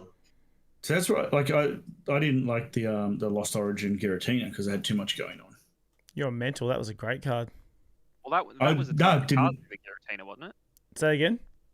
That was a Tomokazu, the Giratina. That was the same as the Magikarp and the Seismitoad. They're all the same artist. Yeah. So, and by the way, shout out to Shuckle, yeah? Shout out to Shuckle. Getting an art rare. Look at him go. Man, where the fuck is he? Shuckle got an art rare? This guy. I've seen that one, actually. Look at him. I'm opening these. I'm opening a couple of boxes of these probably Monday live. That makes sense, Lotto, for sure. 1 in 48 is a gold card, hence the price, he says. 1 in 48 boxes. Jesus, so ratios that way. You're in for I got 2 of the Lucario. Oh, fuck, where did I go? I punched on the wrong shit. Oh, no, get back to that Charizard. I'm getting to it. All right, we're done with that. Well, this was the... I'm gonna open... Well, this was like the big... This is the leak, right? Like, we still don't know if it's accurate yet, but I'm pretty sure. Usually these leaks end up being realistic. PFL, I mean, it sounds pretty... The mega evolved form of Charizard. I'm not going to lie. That Mega Latias, it is the same artist as Moltres too. Is that? Yeah, okay. Well, then that makes sense. Yeah. But see this one, it's got all the evolutions again, yeah? It's got Charmander, Chameleon, like Charizard, and then... I love that card. Yeah, that's going to be the card. That's probably one of the better Charizard cards we've had in a while. Buy that card if I don't pull it. Yeah. If it's real. Well, there you go. There you go, Sneaker Bros. Gaz has just opened his wallet to you all, yeah? Even if it's not real, I will buy the fake version of that card because that looks sick. Do you know why I think this card's going to blow up, right? Because we already know that Charizard's a big popular card, right? But I feel like he's had some... like, Charizard cards, there's been some good ones, but they've kind of all been missed. Like, you had all the Darkness Ablaze was meh, you know? A lot of the Sword and Shield ones is just him sort of there. You know, and then we got the alt art from Brilliant Stars, which was good, but that was it. And then yeah, right. And then the other ones are now, we've had the 3 promos from the UPC were kind of average. They were okay, but they were average. I don't care what anyone says. They were fucking standard. They were good. You are fucking tripping, Joe. He's just standing there looking like a fucking thing, and then there's the one with him looking cartoony. This is like a badass Charizard. Having to lay down. Right, but here we go. What are you talking about? A badass Charizard? What the fuck up? How can you... Oh my God, brother. Listen. The last 2 Zards we had were like the Paldean Fates of the Zard doing that, which just looked like the same as the one from fucking what you call. That's the badass Charizard right there. Oh, that's weak as piss. No one wants that. No one wants that WOTZZIE shit, bro. Fucking, you know. Yeah, it's all about modern. $1.50. It's all modern Where's now. all the expensive ones, Sneaker Bros? Sneaker Bros can't flip WOTZZIE. I sold my PSA 9 Reverse Holo Legendary Collection Zard. No, but my point was we had Paldean Fates and we had the fucking, what was it, the one from Obsidian Flames that were basically the exact same card, but one looked a little bit more epic than the other one. But this is like another big, awesome scene with all of them in it. It's a sick card. This is the best Zard card, I think, in ages. Brody, how can you say, take me full screen, how can you say that this card here is not the meanest looking Charizard card? But it's another Zard card where he's just standing there.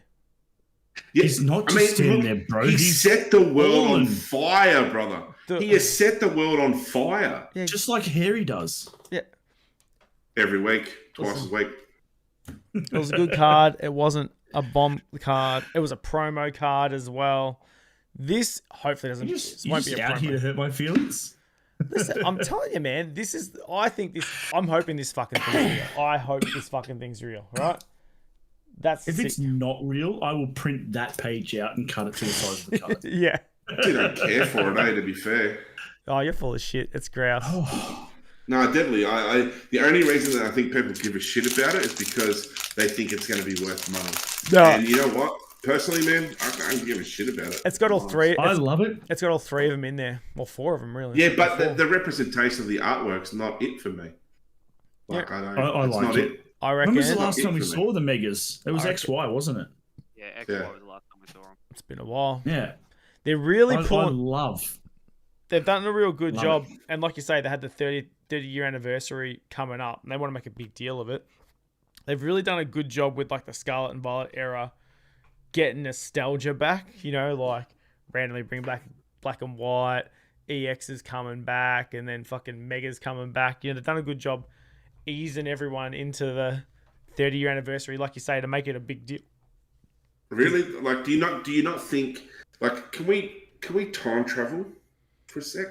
Like, I you remember wish. Joel? No. Like, yeah, I know what I'd be doing. But, like, if we time travel back to the start of Scarlet and Violet, right? Yeah. You remember how like everyone was coming out of Sword and Shield, and it was like Crown Zenith was like the shit, and it still is in my opinion. I think it's still amazing. Right? But like everyone was coming out of Crown Zenith, and it was like, fuck, man, this is dope. But then it got to a point where, we've spoke on this before. Like, I feel we go around in circles with this topic conversation sometimes. But Scarlet and Violet came out, and I think everyone was a little bit like, ugh. It kind of sucked. Like they weren't hyped. All the hype that had been traveling from Sword and Shield into Scarlet and Violet died, and we seen the reflection of that. Like Paldea Evolve, like people, it's got the biggest amount of art rares in the Pokemon history so far. It's like, yeah, cool. People didn't give a shit about Paldea Evolve. Yeah, it was like a year and a half before. Yeah, only until the Magikarp, right? But my point is, don't care that much about it. Yeah, but my point is that, do you think that Pokemon decided that they needed to revive itself because of how much stock was being left on the shelf after the likes of the boom that just happened? So this is the thing, right? So this is just how I think. When you've got something that's flying off the shelves like, fuck, man, and then all of a sudden it's like, we need to keep up with demand, and then they go, okay, now we're going to overprint the shit out of this to try and recontrol the market. They do that, they control the market, and then all of a sudden it has another resurgence later on because they do things like 151. They do things like Black and White. They do things like, it's the new Team Rocket set, you know? And the thing is like, the problem is that it's not really Pokemon doing it. It's all these fucking YouTube content creator fuckwits that do it. Yeah, and they all said, "Oh yeah, this and that, and all the nostalgia." No, fuck off! Like, you guys are the ones that ruin this shit. Like, so when there's no product, it's because Pokemon don't want to. They don't want to, man. Like, and it's just crazy. It's like there's so many people that just go ape shit for nothing, but all of a sudden it's like, oh, Scarlet and Violet's the next best thing, and it's like, no, it wasn't. You hated on it when it began. Like, it's dog shit. So don't, just because it's got value, don't say it's the best, because it's not. It's 100% not the best. There's a couple of nice sets in it, but overall, I was not a massive fan of Scarlet and Violet. It just doesn't. It doesn't. I don't know. It didn't do like a lot for me. Well, just the amount of value that's in it. I just feel like there's too many wankers that say a lot about it, and it's like, man, like you're not even collectors. You're just a bunch of wankers at this point. Did you just do that? No, I did it. You might not have seen it. I did it the other week because we were talking about the Scarlet and Violet era ending. Because I did not see that. Oh, I did. Yeah, because you've been pretty vocal about how much you love Scarlet and Violet. That was There's the odd set or two that I really enjoyed. Overall, there wasn't much in it for me. But I think Scarlet and Violet did end strong. They did kind of what, same thing kind of happened with Sword and Shield. But they did, I thought this whole era was they got scared. No, I reckon they just laid heavily into the nostalgia of Scarlet and Violet. And maybe that was their plan all along, to go, we're bringing out the 30-year anniversary. Let's bring back, like I said, the Team Rockets, the EXs, the Mega Evolutions, the same shit, yeah? They brought all of it, like, okay, we'll get rid of yellow borders for a bit, because they're going to bring yellow borders back. Everyone kind of knows that's the most worst kept secret ever. At some point, they will, yeah? Just cause. They'll bring back rainbows at some point. They'll do all the shit, yeah? So question to all you guys. Do you think they ended Scarlet and Violet as well as they ended Sword and Shield? Do you think Black and White holds a candle to Crown Zenith? I think Crown Zenith is going to go down as one of the fucking sickest sets ever.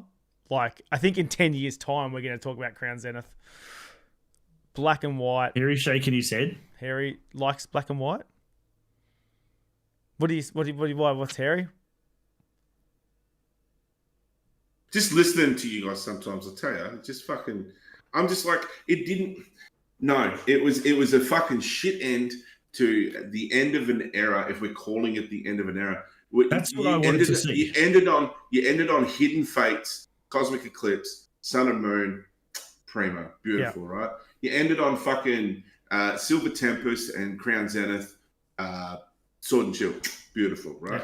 Like, what the fuck is this? Prismatic and fucking Black Bolt, like it's just Black shit. Bolt. Like, and this is all my point for what I said before.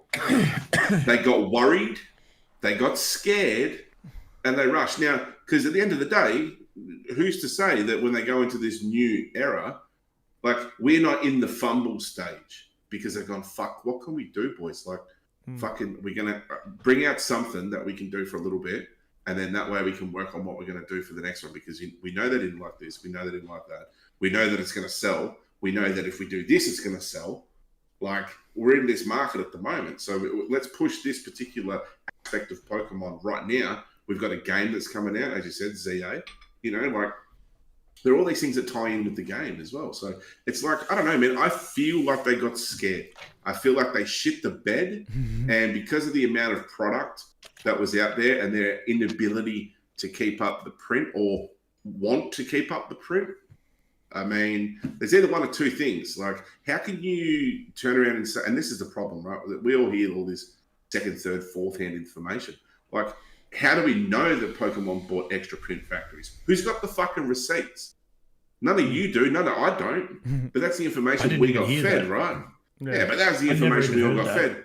Yeah, they got extra factories to print more and this and that, and blah, blah, blah. So if that's the fucking case, where is it all? Yeah.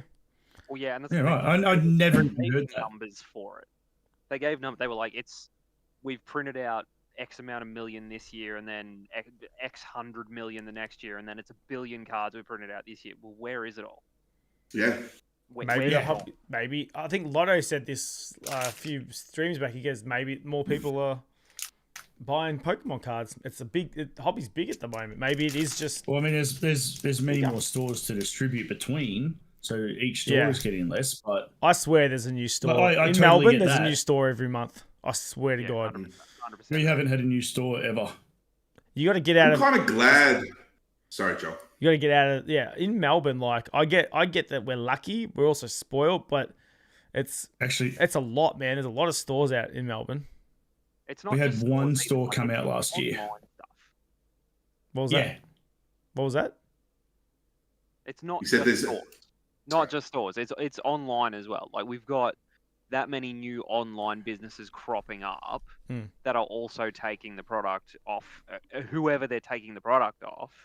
But like, it's all of the online guys that are online only, and it's all of the. Here's a dumb theory, right? Let's just say there's 1 million more stores, but there's the same amount of product. The product's still there.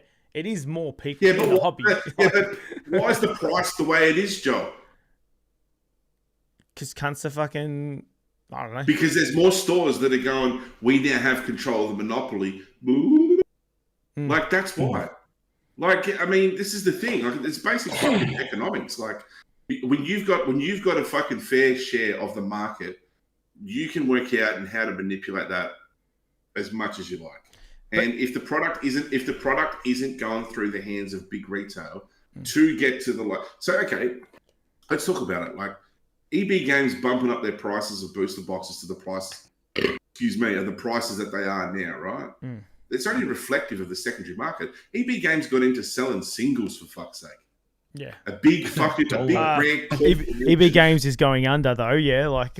Yeah, but it doesn't matter. Like a big brand corporation getting into the fucking selling singles. Well, they should have. I mean, leave that to local TCG stores and fucking eBay and Marketplace for the likes of me, you, and Gaz and fucking Frost to go and do what we're gonna do. Like, but why is big business getting involved in fucking pennies? Do you know what I mean? Leave that to everyone else.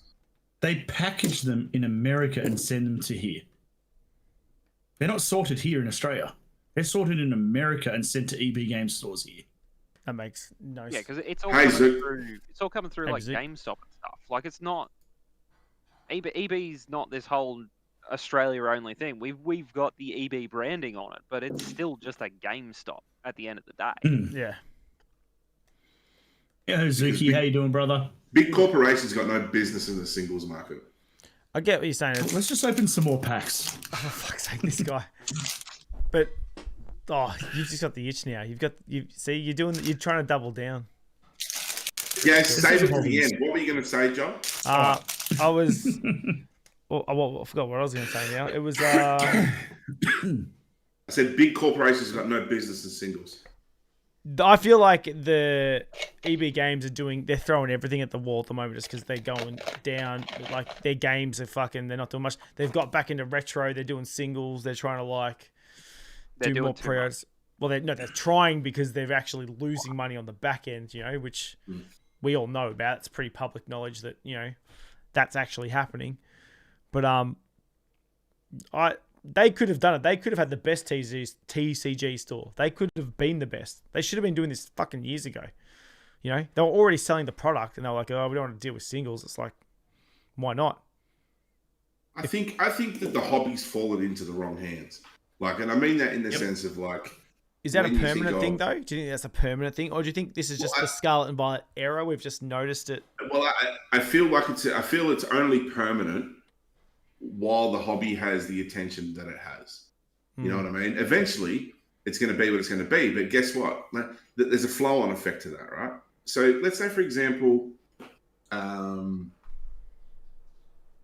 we're so contradictory, right? It's such a fucking conundrum that you turn around and you go, oh yeah, I want these fucking sneaker bros out of my hobby, dickheads, fucking can't even buy product for this amount, yada yada, hate the world, fucking leave my hobby alone bullshit, right? But then what happens is we sit on the back end of that and we go, oh yeah, guess what? That's my fucking seal collection's gone up fucking, X-fold, and my graded cards are now worth fucking $400. I'm swimming in the coin over here with my collection. So on one hand, you're happy to fucking taint these guys and shoot them in the face, but at the end of the day, you're sitting there doing your humble brag with your own collection, going, well, I'm worth, you know what I'm saying? So it's like, the thing is that they're a necessary evil that you can then help validate what you have.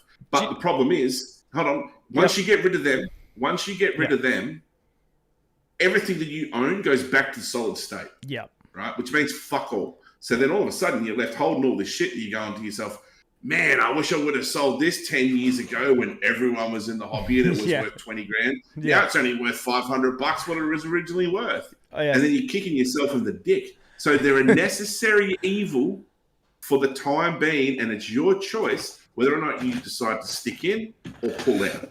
Right, I agree with everything you said, right? But I think never pull out. I think there's the other part that's I think the difference is though, like it is just for wanting to collect a master set is not the same. It's not about getting product. We keep saying product and forgetting what the end goal of a product most of the time is.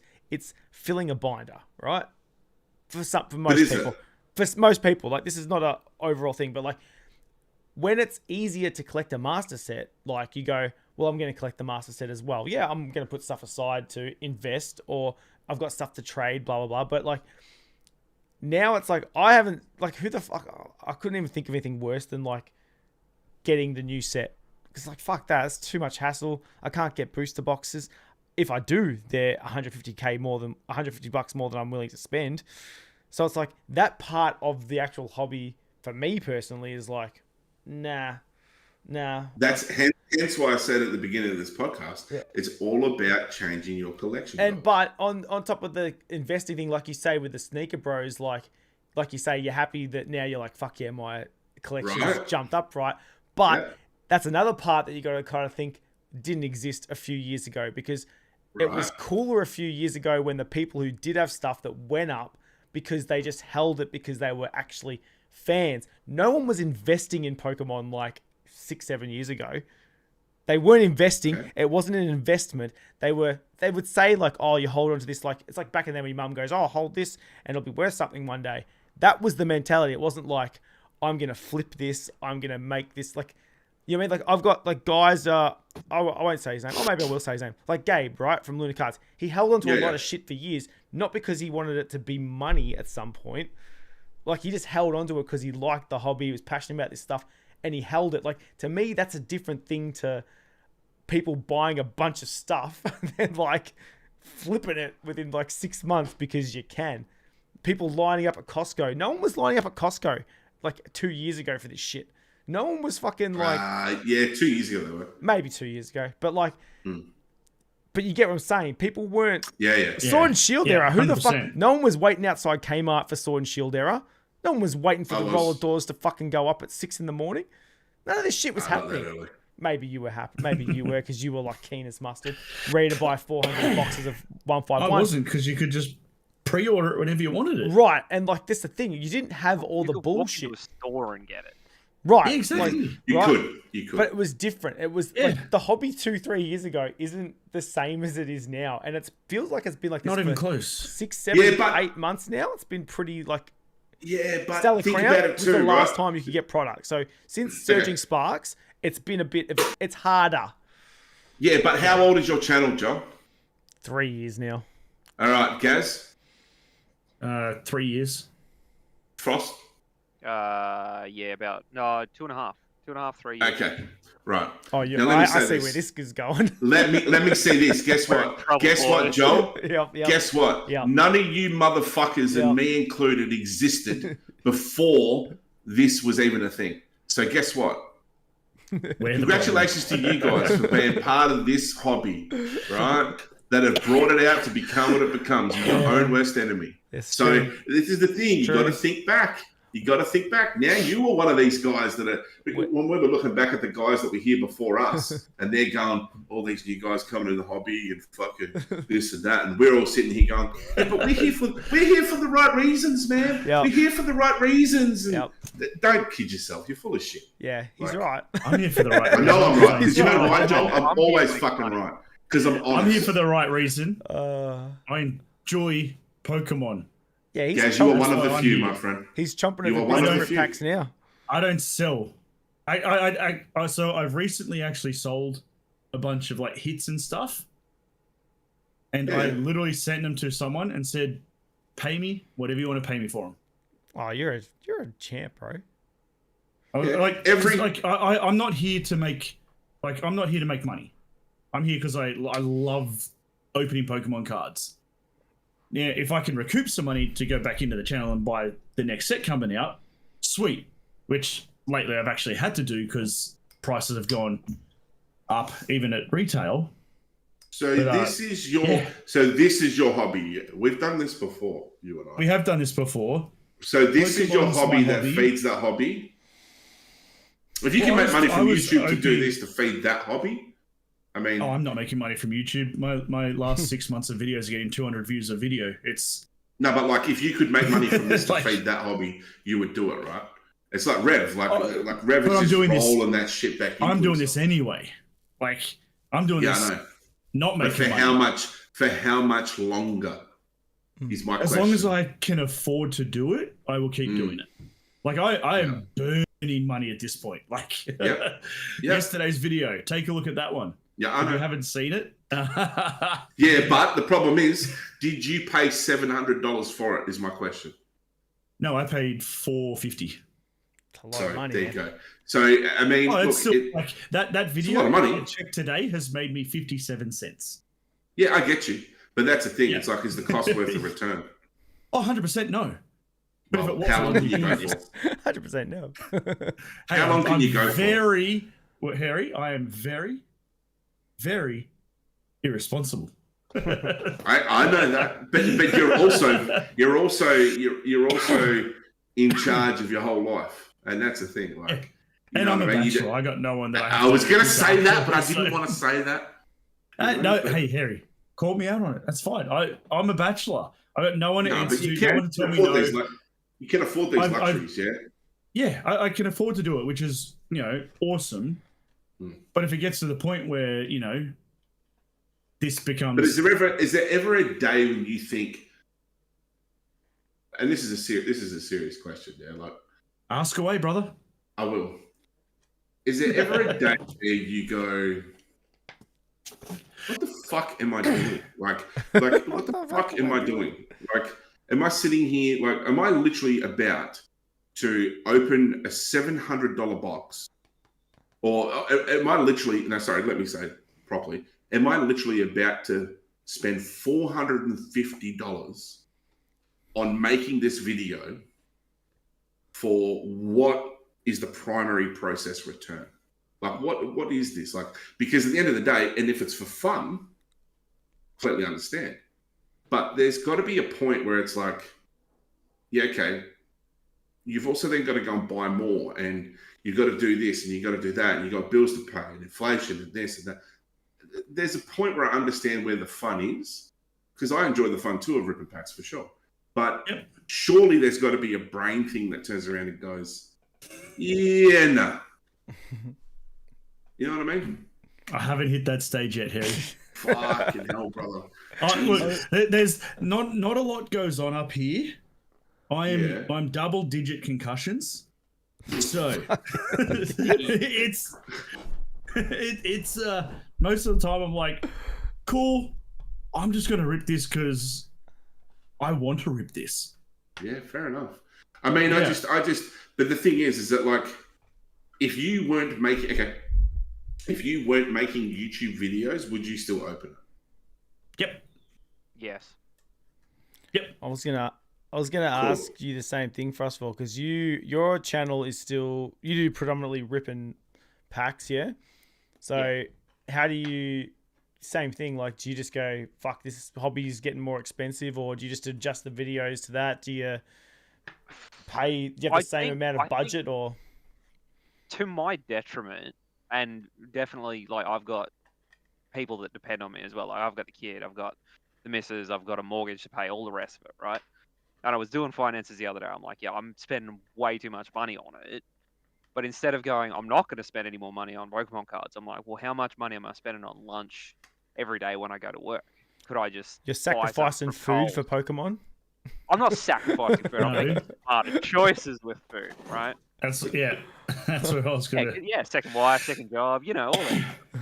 He's no longer having oysters kill Patrick for lunch. Exactly right. Yeah. It's meagering. That's right. It's the little luxuries that you have to let go of for the Pokemon cards. No, look, if it turned around tomorrow and YouTube shut down and I didn't have YouTube to rip packs open for, I'd still be doing it. I'd still open packs because I love the hobby. Rip as much? Yeah, that's my question. Yeah, honestly, yeah, I probably would. Really? I've slowed, but yeah, since the start of the YouTube channel, I think I've slowed back a bit because as we were talking about before, like, you could used to go out, get a case, that was fine, you could just rip into it. Now you can't do that. The product isn't around as much, and I don't have like distro connections. I don't have somebody who's sitting in the background going, oh yeah, I'll feed you this for market value, for retail value, whatever. So no, I probably wouldn't rip as much, and I wouldn't have to like schedule it, and I wouldn't have to do all the rest of it. But yeah, no, 100%. So I think a lot of the channel, the Japanese would probably stop. It'd just be English stuff. But I think for like longevity of the channel, it might even just be easier to stop ripping the English stuff and rip the Japanese stuff instead. Because there's nothing that they get that we don't have. There's nothing that we get that they don't have. Yeah. It's just that your SRs and your ARs and all the rest of it are a little bit harder to come across. Like, so you do end of the rip day, Japanese you just for the artwork. channel. So you do rip stuff just for the channel, though.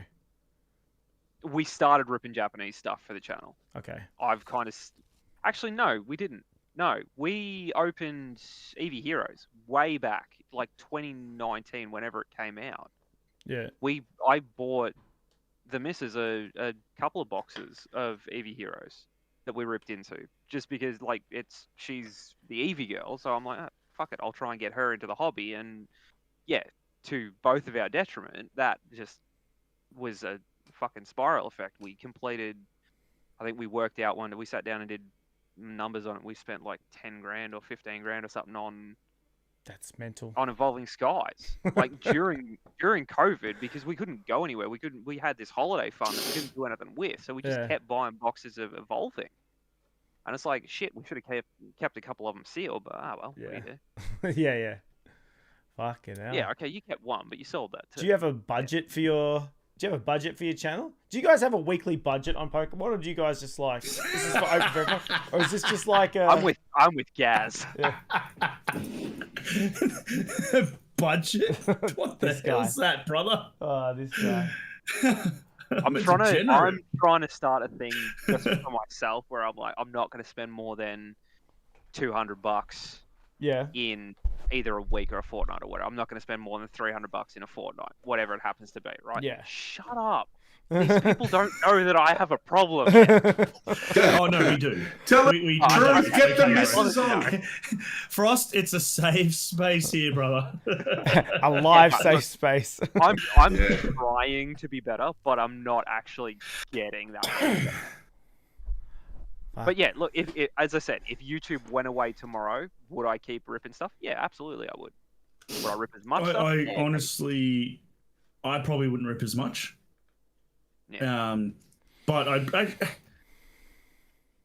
don't know. I might rip as much, but it wouldn't be in one go. It'd be a couple of packs, maybe each day, rather than once a week for the video. No, you wouldn't. No, you wouldn't. You know why I say that? Because haven't you slowed down, Gaz? Haven't you slowed down on how much you were opening compared to like maybe between 6 to 9 months ago? So 3 months ago, I went down to 1 video a week. Right. But that was mostly because I can't get stuff. The only reason I wouldn't open as much stuff is because I can't get it. If I could still get product. Yeah, okay. So let me tell you this: you can get product. You can get product, but what's stopping you? I won't pay scalper prices. There it is. It's not the money. I would spend. But it is the money because you won't spend it. No. I would spend that same amount of money if I was getting the product at retail price. I'd buy more product. I refuse. Yeah, anyone would, but that's the point. I refuse to pay upscaled pricing on a current set. I'm not going to. You had to dial back your hobby because you couldn't afford to do it. No, I can afford to do it. No, I'm choosing not to. There's a difference. No, but, I could go out tomorrow and pay $450 a box. I 100%. I could go out and pay $450, $500 tomorrow for a Destined Rivals booster box. Do it. I choose not to because I'm not giving into the scalpers. But it doesn't matter. It's a different thing. But now you're giving in on your channel because you're not doing as much as what you used to do. But yeah, but that's the moral side of it, where I'm not going to pay scalpers. Yeah, but who's losing there? Not them. I mean, I picked up stuff that scalpers couldn't sell for retail because they couldn't sell it. Yeah, but that's my point. My point is that it's there, right? So to say that you can't get your hands on it is not true. But the bottom line is that you don't want to pay the price that it's going for. You would rather pay for it cheaper, knowing that you could have got it cheaper beforehand. So my point is that it's available, right? It's readily available. It's just that not just you, right? I'm just using you as an example because it's you, right? But you are one of the many that will also sit in that field and go, I'm not paying those prices, and rightfully so, because I agree with you guys. I ain't fucking paying those prices either. So hence why dip out. I'm dipping out of the fucking buy game because you know what? It's not for me right now. It'll come back, but it's not for me right now. But if you've got to, if you're saying that you can afford it, a gambler doesn't turn around and go, can't afford to go to the casino. You know what I'm saying? Gambler doesn't turn around and say that. But I still disagree. Like, I can afford to go buy Pokemon cards tomorrow, but morally, I'm just not going to give in to scalpers. Yeah, but that's the thing. If that was the retail price, say $4.50 a box was the new price at Zing or EB or Target or whatever, if that was the new retail price, I'd go buy it. I'd still go buy it.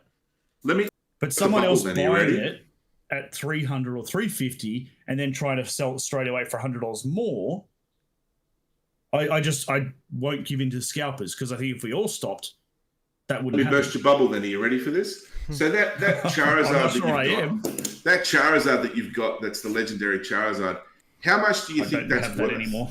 Okay, sorry. I sold it. All right, okay. What have you got next? What have you got next here? Show me what you got next here. Somewhere that you can grab and reach just while you're there. Shadowless PSA 9. Okay, Shadowless PSA 9. All right. How much is it worth? I have no idea. My guess would be 10. Why is it worth 10? Because it's rare. It's old. It's doesn't rare. matter. It's not current print run. That's all right. It came out of a pack though, so it's only really worth what it's printed on. So people make up the price to pay for it.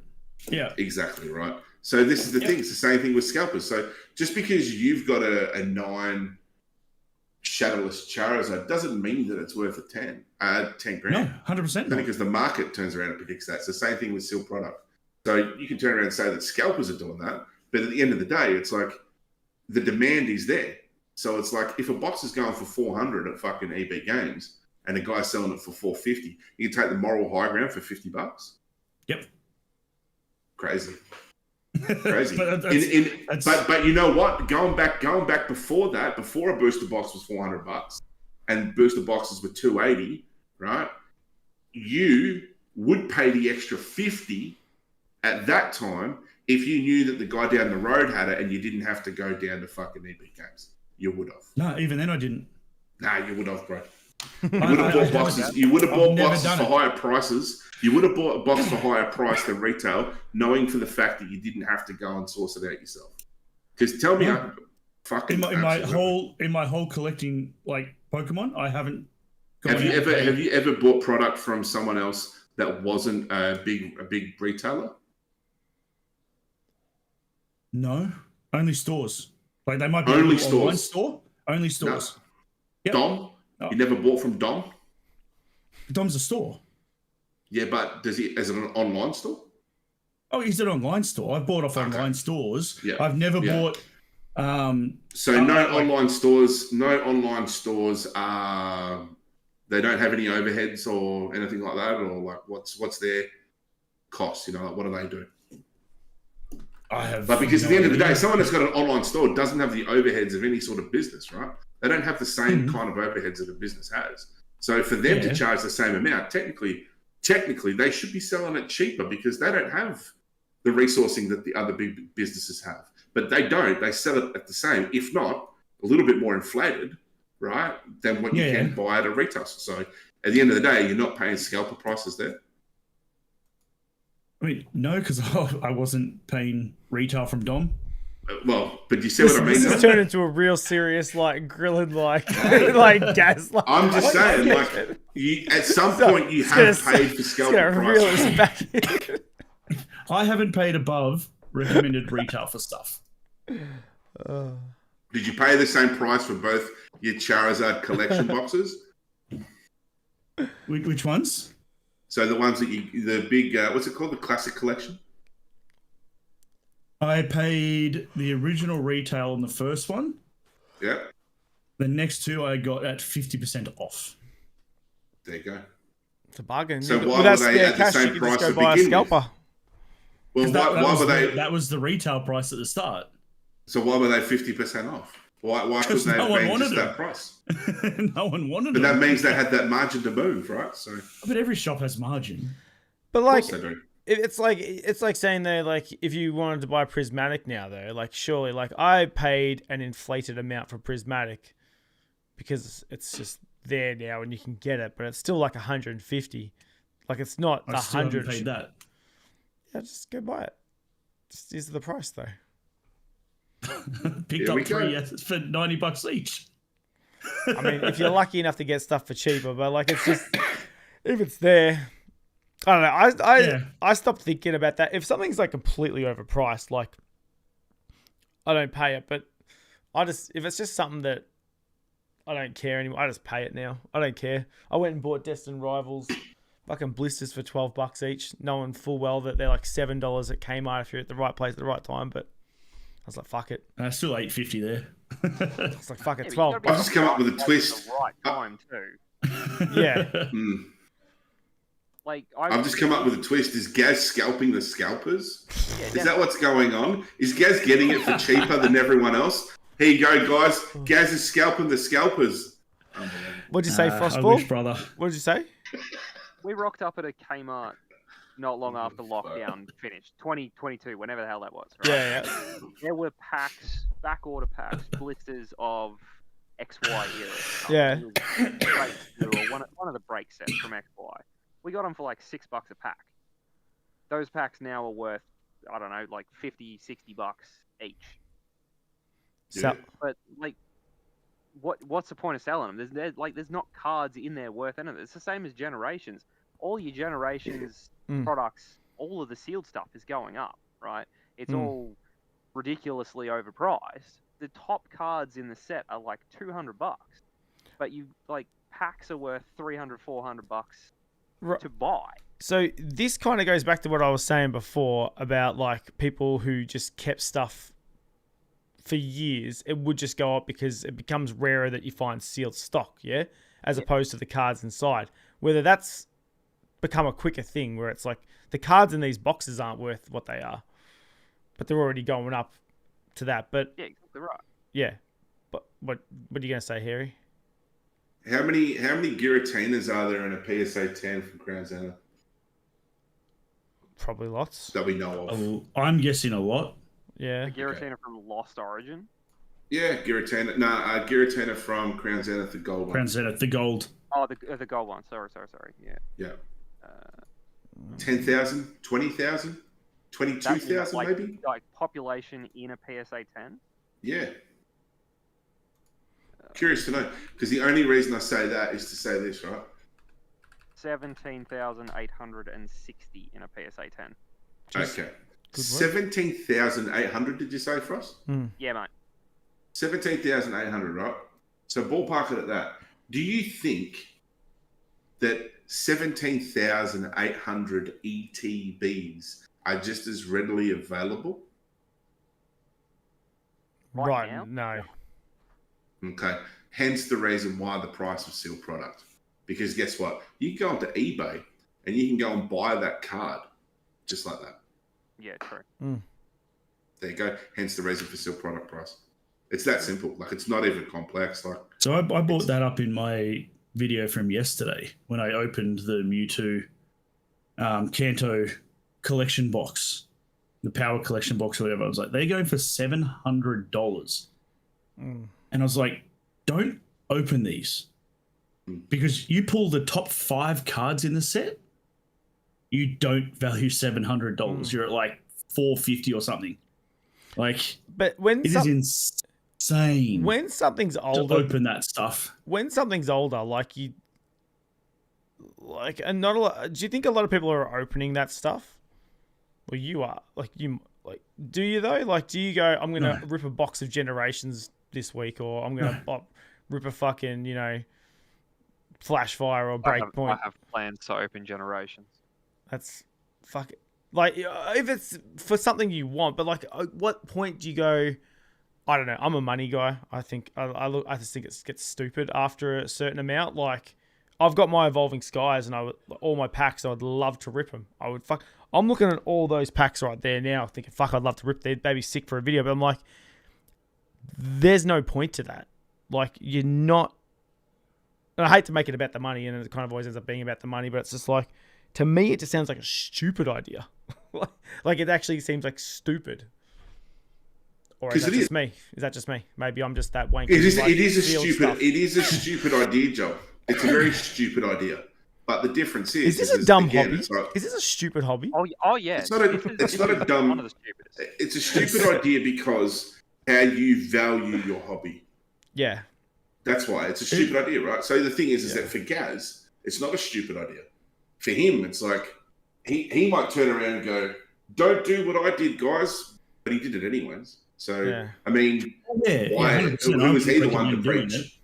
Or who was he the one to preach it? Like, I mean, why even listen to him at that point? Like, if he's going to do it, why can't I do it? Don't listen to me. Double-digit concussions. Not a smart fella. but my point is like, it's one of those things where it's like, if you enjoy the journey, then the money doesn't mean anything to you. Yeah. Well, that's how most hobbies should be.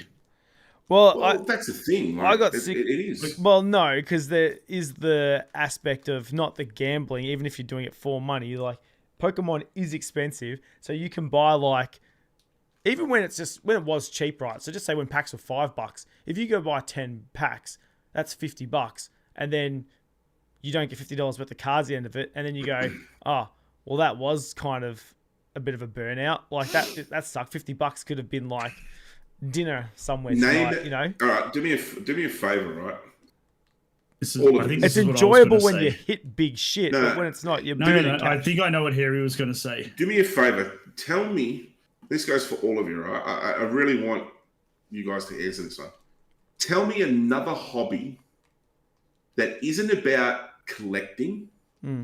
Any other hobby that you like, where you do something for the intrinsic value to increase in your hobby. I'll give you an example.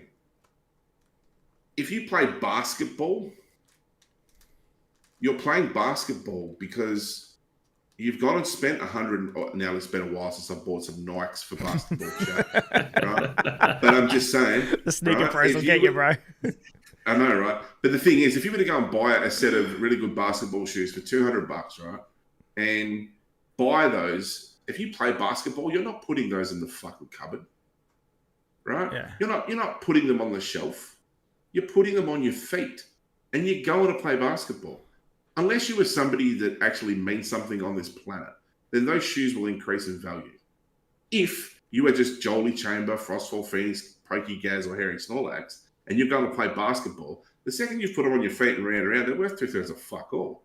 So, as your hobby is concerned, if you're a kayaker, right? You buy a kayak and go on a row or whatever they want to call it, right? Your oars don't increase in value. Yep. Your kayak does not increase in value, right? You can't buy and sell into your hobby, right?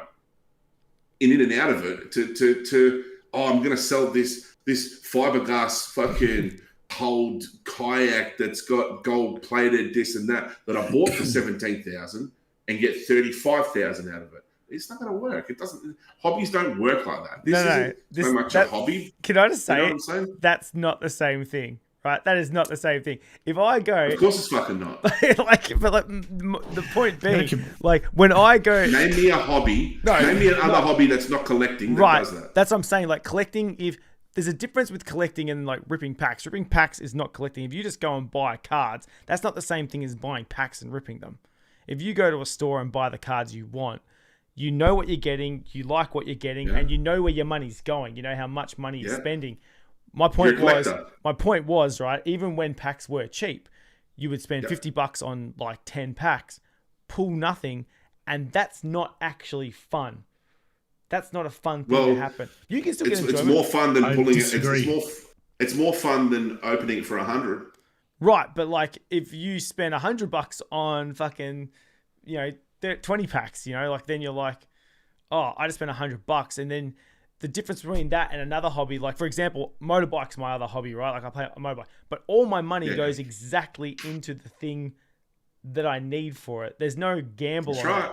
You know what I'm saying? That's right. Whether Pokemon collecting, like I say, when you're buying sealed and you're just holding it to have a sealed collection, or if you're buying the cards you want, that's not the same thing as spending that exact same amount of money on the risk or the gamble. Even if you don't. If you're going to keep it sealed, it's exactly worth the money.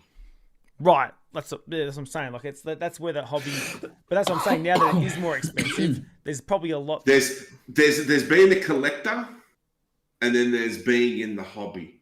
Aren't they two different things? Yeah, that's true. Yep. That's definitely true. There's 100%. people who master set every set. Like, you look at OZZIE, like he master sets every fucking set that comes out. Like he just, that's like he's, and like to me, I'm like, that's There's two sides. There's two sides of that as well for OZZIE. There's the collector side and the hobby side. Yeah. But he, like the hobby side's the fun of ripping packs and getting absolutely stooged. And then there's the collector side of, hey, I want to collect this set. Yeah. But he's worked a way to monetize. He's worked a way to monetize his hobby. Yes. Yeah. That's pretty much it. So I mean, I don't know the particulars, and I can't speak on them when it comes to Adam. I don't know. He makes $1 million a video, I heard. So good on him. Hopefully he does. Or if he doesn't, hopefully he does one day. But at the end of the day, it's like you've either got to find a way to monetize your hobby to stay within your hobby. But I think there's a lot of people that monetize this hobby to look at their. I hear a lot of people saying this, and it kind of bugs me and pisses me off. It's like I hear things on Instagram of like reels of people, and they'll go, "Oh, look at that, son! There's your retirement." And it's like, what the fuck? Like, what are you talking about? A lot of people are using the hobby as like a portfolio investment sort of thing. Exactly right. But to be fair, Frost too, man. No, to be fair, like to be very fair, Pokemon has gone up in value higher percentage than any fucking crypto, any fucking stock, anything. So you kind of go to yourself, they're not wrong. They're moronic, but they're not wrong. So you kind of get the grift right, but you just go to yourself, fuck, man. If that's how you're looking at this, like now you understand why the hobby's in disarray. A couple of years ago, when I was doing my home insurance, I could not insure my Pokemon cards as a collectible. They told me I had to go through an art insurance company. Yeah, right. I recently redid. No, because I didn't know. Like, I wouldn't even know where to start with that. And I was like, you know what? Whatever. It is what it is. Joel, I've just found our new niche. What? We need to start. I'm about to start an art insurance company. I'm about to burst your bubble. In. So I 2 weeks ago, I got the increase for my insurance. And I was like, what the hell? That's gone up a lot. So I'm like, I'm going to go to the same insurance company and do a quote with them and see if it comes out to that premium or I can get it cheaper through them. Not only did I get it cheaper through them, they also now have a collection box you can tick for your home and contents insurance. And the first example they ask is cards, which blew my mind. So it's like a thing that they know of now. It is now a thing. They actually, and no questions asked. They're like, how much do you want to insure it for? I put a rather large sum of money. Yep. And no questions asked. Yeah, shut up, Joel. Don't answer that, Gaz. I know you've got concussions. I don't plan answer on it. I definitely don't plan on answering that. Yeah. Especially considering I have moved a fair bit of mine off location due to a certain person coming into my backyard and trying to break into my house. They fucking find you, mate. That's why. Oh, it wasn't. They didn't know it was me. Like, it was nothing like that. Like, it was just this scumbag went to 7 houses that night just trying to break into houses. I was like, you know what? It's safer to move these to somewhere else.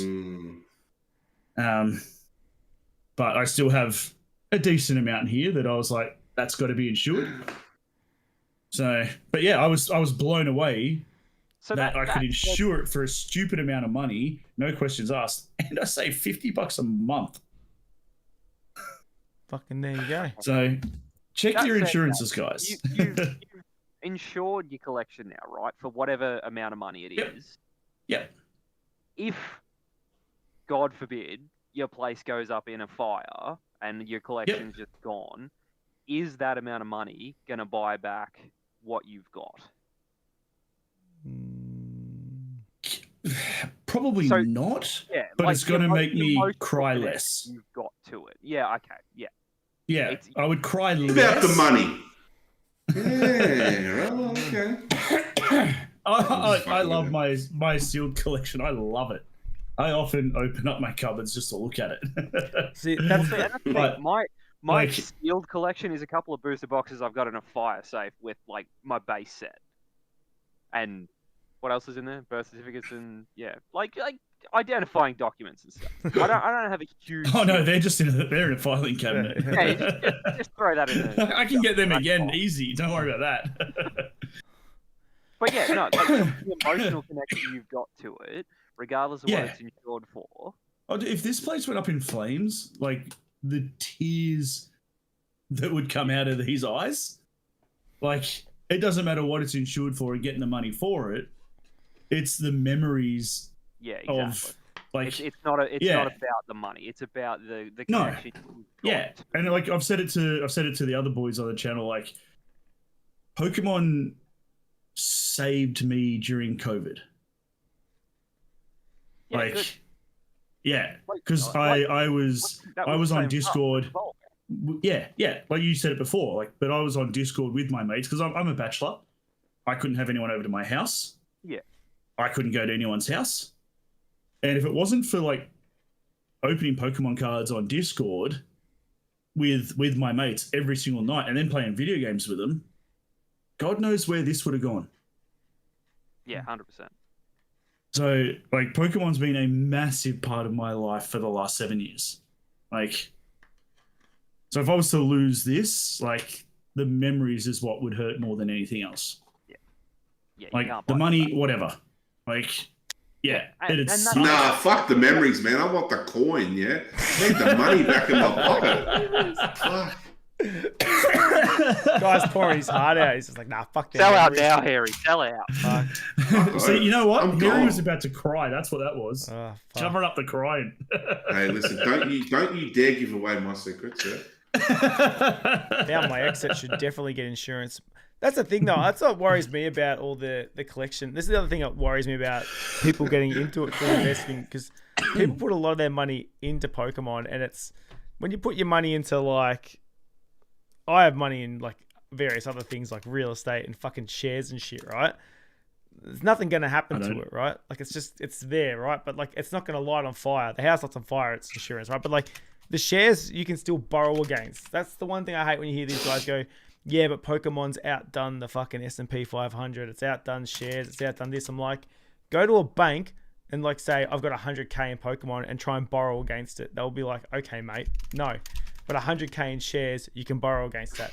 100K in equity, you can borrow against that. You can do real life shit with it. Pokemon's worth just money. Sometimes that's not the best thing, yeah? You know what their excuse, though, is? It's too volatile. What's too volatile? It is. It's flammable. It is. It's flammable. It is. It actually is very volatile. Yeah. We were talking about the Clefairy. The price is too volatile. I'm like, have you seen the share market? Yeah, right. But you can still borrow against it. That fluctuates more. It's more reliable. Like that drops way quicker. Hobbies are one of those things. I get that we know that Pokemon's been around and it's probably going to be fine. They don't know how to price it. That's because there's fucking basketball cards that go up and down like we forget that this is one aspect of collectibles, right? Yeah, like other collectibles and other bullshit, and people go, oh yeah, this is worth, you know. Hobbies die in the ass. Like Labubu's aren't going to be around in 5 years. Like they're not, right? Have you like shit goes up and down. Cut one open to see that rumor? The Labubu. People were cutting them open and finding microphones in them. Nah, that's just a TikTok. That's a TikTok, dude. There's a million. I don't TikTok. That's not real. I don't ever go on. I'm TikTok. not even going to Google it right now because I know that's fake. I don't know. I've never had one. I never want one, and I've never been on TikTok. But I saw this thing. It was like people just cutting open their little boobos and finding like if it was cameras or microphones or something inside them. Nah, they're fake. Stitch-up. They've been doing those videos It might for be. years. It might be. They do the ones that are the same with the might pop be, vinyls, but- where they cut the pop vinyls and there's another pop vinyl inside the pop vinyl. Yeah, there's a mini pop vinyl. Yeah, right. Yeah, they do that shit all the time. That's like a real... I've never seen that fake either. thing. This is the first type of that video I've seen. I was like, That's Gaz has just discovered the internet, ladies and gentlemen. That's Leave him alone. yeah. That's just view farming. I put That's content view on it. I farming. don't watch content on it. Yeah, that's just farming. That is... Too trusting. Yeah. No. That's my problem. No, but fuck Pokemon. It's dead. I don't care. Buy crypto. Shit, let's just open everything then. If it's dead, we Buy might as well. Nikes, yeah? All of that. I don't get the Ripping shoes everything. one. I don't get the shoe collecting. No, Like, I don't get it, man. I don't get that either. is that a whole different game, or is that the I same? bought some Steph Currys because I'm a huge Steph Curry fan, and I wear the shoes every week. Yeah, but is it the What? same thing where like you buy the Air Jordans, you buy the Steph Currys, and then like in 6 months' time there's a new one out, so that one stops getting made, so eventually it goes up I in have price? no Is it the idea. same thing? It's like Magic the so- It's like Magic the Gathering. If you were to compare it, right? It's like you've got the standard Jordans that will come out, and then you've got like exclusive drops that will happen.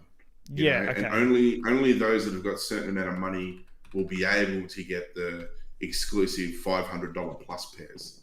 You know what I mean? Like, and be in line to be able to get those in an online market. You know, and there's guys. I watched an episode of this young kid, right? I would say young kid, late teenager, maybe early 20s, who that was his job. And he goes to all the stars, man, like in Hollywood. And he's known as like the sneaker kid king, right? And he fucking has like a pair of like these Travis Scott exclusives. There's only like 10 pairs made in the world. He's got some like, what is it? What do you call it? Elm Street, Freddy Krueger's. He's got these Freddy Krueger shoes that like were never made in production. There's only ever been 5 pairs in the world. He owns a pair. So like a lot of stars go to him for exclusiveness of drops and stuff like that. And he places himself in the right place at the right time to be able to reinvest his money into buying more and more and more shoes, where he then employed other people to go stand in line for him. I'll pay you $50 if you stand in line for me here, or $100 for the next 3 hours and wait to get in line. Here's the money for the shoes. And he's got employees where he does that and still makes money. Like, this kid was running an empire by the time he was 19. I'm going to start paying people to wait in line for me. It's a fantastic idea. Well, you know what I mean? Is that a So, business or is that very scalping? interesting. So where does it go between business and scalping? Well, it doesn't. I mean, it's That's one and the same, right? And that's same, the point yeah. that I was trying to make earlier. So no matter if someone's got an online store, are they not then scalping you because they're getting it for cheaper and then selling it to you? So, I mean, it's all just a big scalp at the end of the day, right? Mm. Yeah. So you're saying that banter are just a bunch of scalpers, and we need to stop buying product. No, I'm saying that EB Games are a bunch of scalpers because at the end of the day, banter sell it to them for a select price. And Whatever their MSRP is. Well, it's not even MSRP. No, because that'd be retail. Yeah, no. Yeah, so they would sell it to them, and then they would do MSRP plus whatever they feel like they'd want to do in. Whatever they feel they can make. That's the problem, though. In Australia, Right? So then you buy it, and you're getting scalped before you've even fucking got it out the shop. There's So, no and MSRP then in Australia. But you can understand that. Again, go back to it. It's like they've got overheads, they've got bills to pay, they've got multiple stores, they've got electricity, they've got fucking advertising nationwide. Like, I mean, there's lots of things that they've got that are going on for a big conglomerate like that. But you know, for one guy that has one online store with no physicalness to it at all, I mean, where's the overheads? Like, they're a hell of a lot less than someone who has, has to pay a maintenance guy to come and fix the front door of their shop. The thing with a shop, though, is shops actually do get more, like, they can trade, they can do a lot more shit. So shops kind of get way more options, though. So theoretically, I would almost argue that the online stores should charge you more because they have less options. Why? With their product.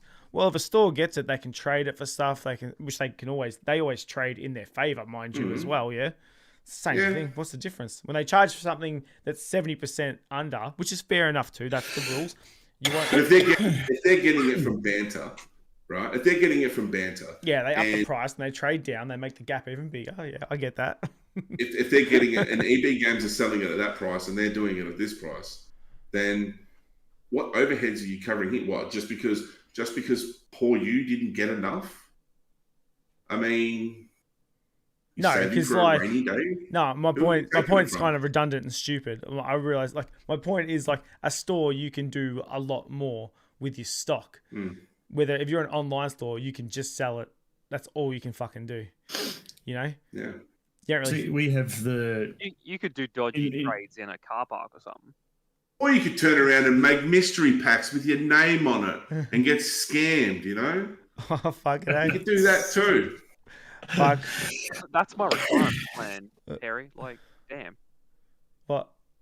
The mystery Fuck packs? your mystery packs. I said it, yeah? Mystery packs are gay. I was a fan of them. I was a fan of them. You guys found my exits in chat. What's up, found my exit? What's up, brother? Yeah, it's all right. I like that. I like when he opens them. It's all right that he opens them. Who? Because you know what? He's been doing that. What about me? He's been doing that forever. Fuck you guys. Fuck mystery packs. Okay. I like found my exit. Found my exit. Shout out to found my exit. His channel he's about 10K now or some shit. He's over. Yeah, he did a celebration the other day, man. Mate is absolutely killing slaying it. Love it. Yeah, bro. Mr. Consistency. It's weird. I just bet mystery packs were gay to make. I'm a fucking degenerate. I don't know how he does it. He likes to party. If I was opening what he opens, I would have to stop. You're assuming that he came into the hobby when you did too. Yeah. I spoke to him about this when we did a potty together. He's like been saving some. He's been holding it for years. He's another G. He's a G. He's just been holding it.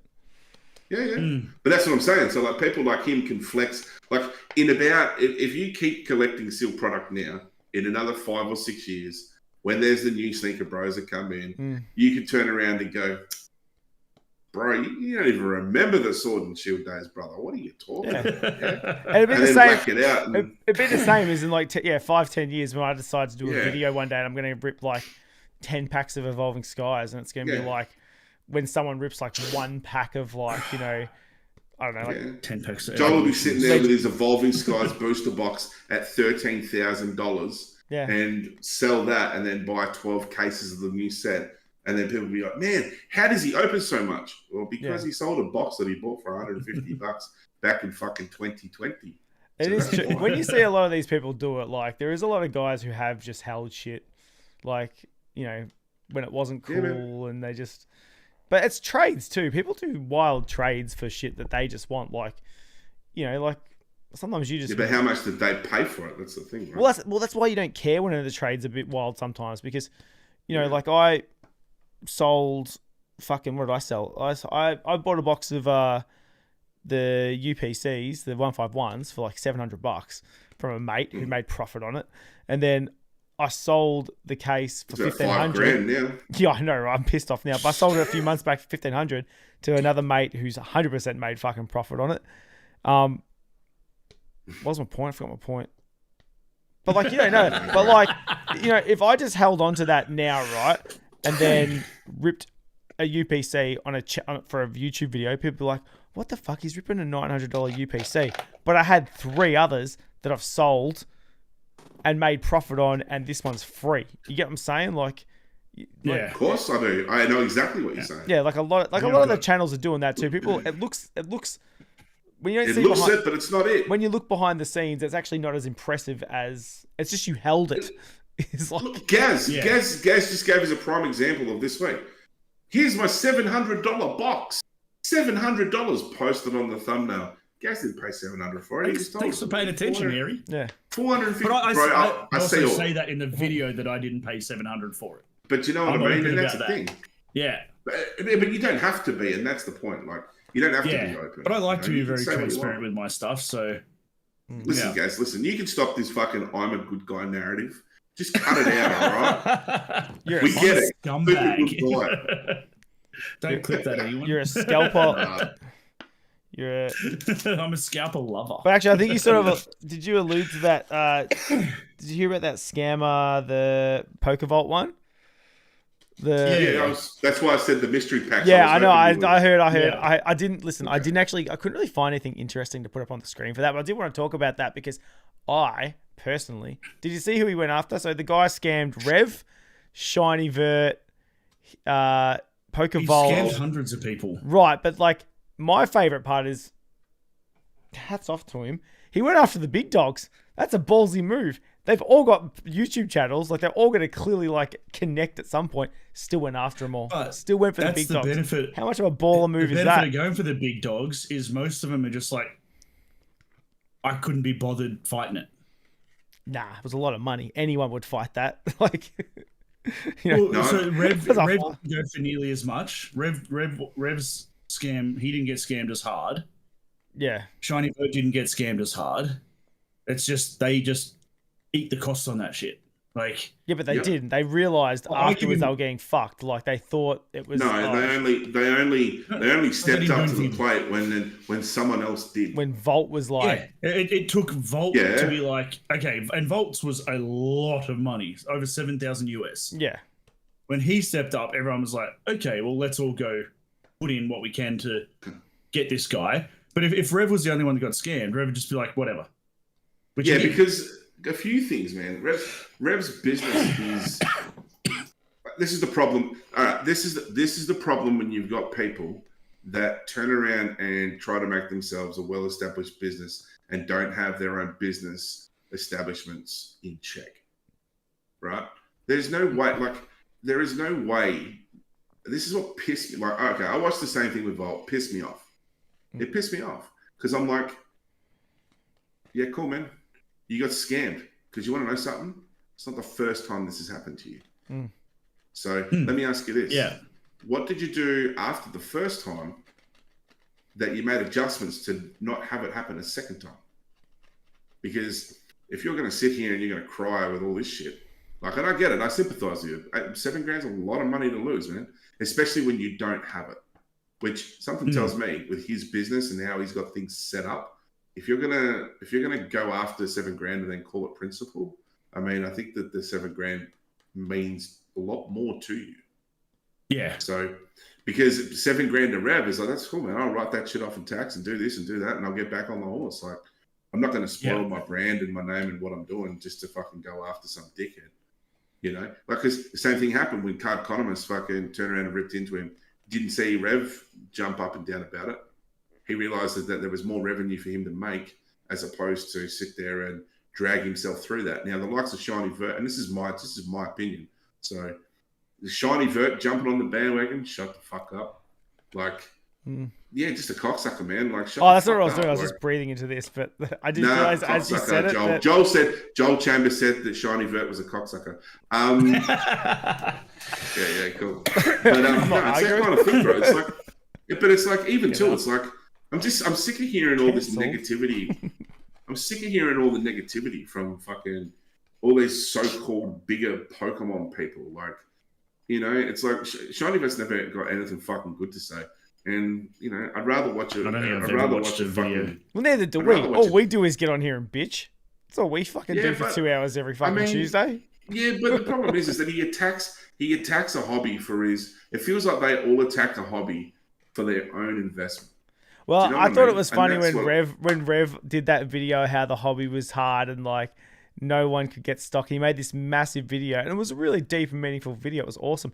And the very next day, he like literally had that video. It was like, I'm opening like 200 packs of Destined Rivals. It's like, right? You're not the same as us, brother. Like, we're not the same, man. Like, you and I are the same, Rev. Like, I had 20 packs.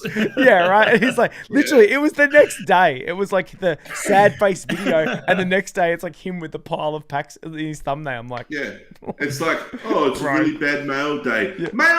Yeah, it's like. I opened every single Destined Rivals thing. I opened every single Prismatic pack. You know, it's like, bro, we're not the same. We're not the same. Yeah. I just get sick of these big dogs whinging. For some context on PokeVault and his scam, right? He's made 4 videos. 4 videos he's made and posted to his channel on this scam. he's sitting at about 300,000 views off those 4 videos. Yeah. So how much money has he made back from the scam just by Great posting question. about it? So he portrayed that in video 4, and he showed how much money each one of those 4 videos has made, and about $1,500. And he was saying that money is actually going back to the people that have come forward to him and proven that they were scammed.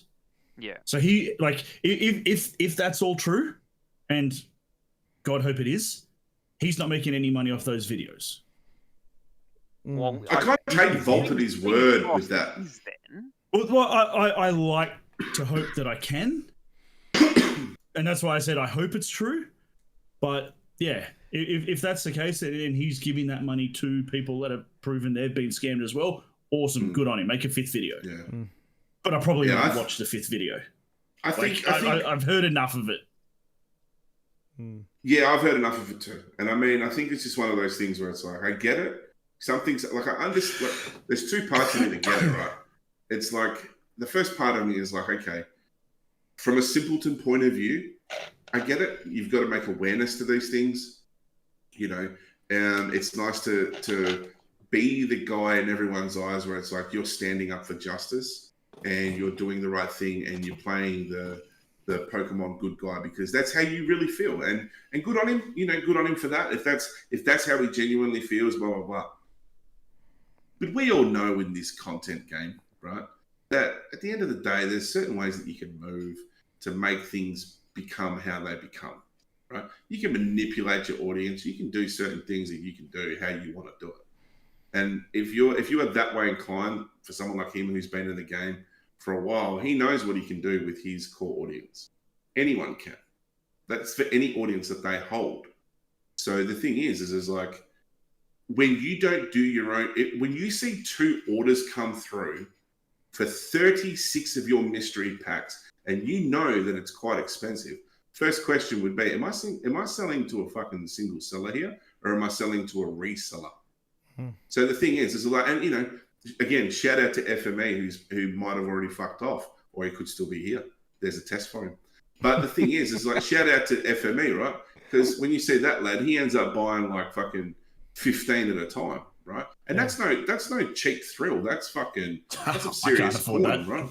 That's some serious coin and postage. So at the end of the day, it's like, yeah, like to accept an order like that, there's a bit of due diligence that obviously you would look at and go, for someone like me, I wouldn't allow someone to come in and buy 36, because you know what? If they do get lost or they do get fucked up, I can't afford it. And you know what? If the scammer wants to go to the sort of level where they've got to make 6, 7, 8 different accounts and then they buy 3 of each, that's fine. You know why? Because if they then do one, they try and do another, so all this sort of thing happens. It's like, then you're recovering back from multiple different sources. Like, at least if you lose one lot, you can sort of go, okay, that was a bit of a kick in the dick or whatever, you know. But if you do your due diligence, you're going to find out. And when he did it, it was like, oh, it was this place that was a postal through here and this, that, and next thing. But this has happened to him before. So what has he done? Like, what has he actually done for it to not happen to him again? And then go forward to a community as an appeal to say, hey guys, this has happened. And we all feel a certain type of way about it. Yeah, it sucks for him. But, I mean, could he have done better, in my opinion? Of course he could have, I think. And I think that if this happens to him again, I mean, he's not God. At the end of the day, yeah, he's got X amount of subscribers, but remember, he ain't shit. He ain't anything like you. He ain't anything like me. He ain't shit.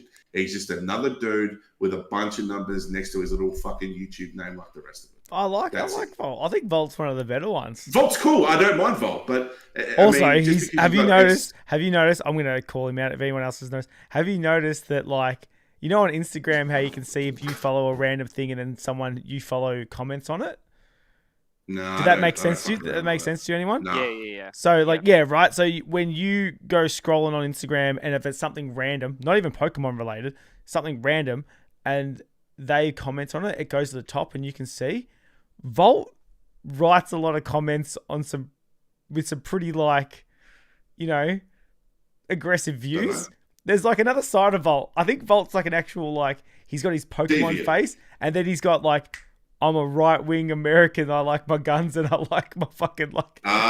He's like, he writes some pretty loose shit every now and then. If you go on Instagram or swipe, I'm like, it'll be something random. It'll be like some girl, I don't know, like getting like hit by a car or something. I don't know, something random, and he'll comment on it like with his Pokemon profile. Like, oh well, that's what you get for being a fuckwit. It's like, whoa. Like, yikes, John. Dude, he like Bolt writes some pretty. I shit you not, 4 or 5 times I've seen him like write some pretty like, whoa, you are out there in the public with your Pokemon name. Fucking just like leaving that there. That's wild, man. He's done some pretty fucking like. I didn't even know that was a feature. It's pretty. Well, at least he's a I'll tell you what. dude, I'll tell you what. Next time I start doing it. Next time I see one of them, I'll start screenshotting it and I'll send it out to you. Because it happened. Yeah. It's happened a few times. I'm like, whoa, he's like. What an aggressive stance to take. He's got a few. Like, there's a few ones where something will happen. It'll be like a random like stupid video, and it's like, oh, that's your fault. Oh, fuck that guy. Like, you know. Like, wow. But again, he's just a dude, right? He's just like the rest of them. Yeah. But I think getting scammed would suck. And I think that obviously the guy scamming is a serial scammer. So it could just be like, you know. Yeah, I get it. Like I said, I get the whole idea of playing the good guy Pokemoner. I get it. Hold on. What's Kickers going on about here?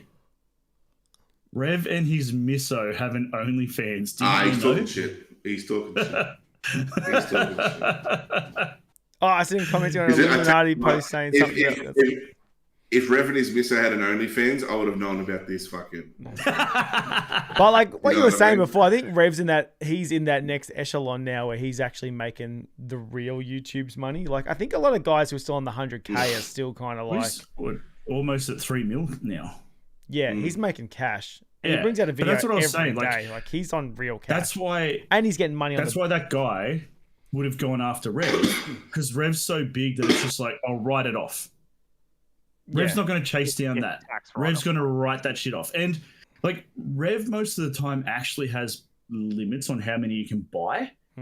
And he claims it as it's a fair thing so everyone has a chance to get it. But I guarantee it's that same deal is if I get scammed, it's not as big a hit.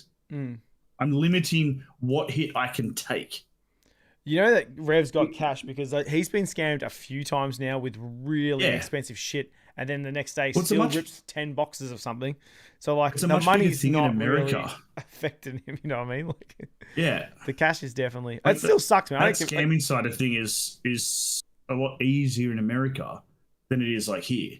From my understanding of it. Like I don't think you'd get away with it as easily here because banks would actually question it. They're not just like, no, buy it straight away. They might go there, but if you go to them with some proof and be like, hey, they will actually look at it here. As we're over there, they're just like, nah, whatever.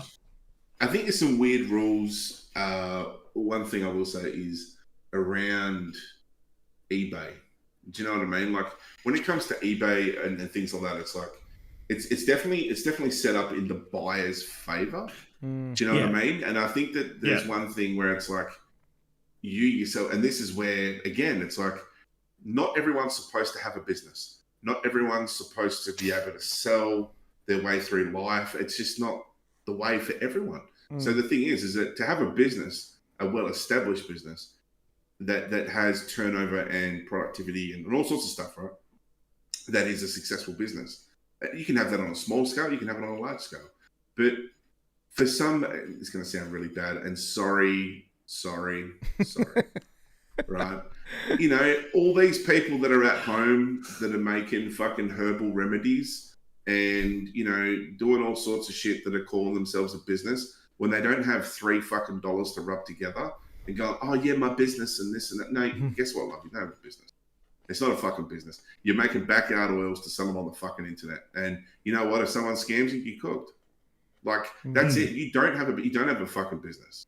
Like, you might have a name, a pretty little name that you've called yourself, or you might have fucking some little cool little doilies that you wrap your shit in and send off in the mail, some boxes that you fucking bedazzle and send off.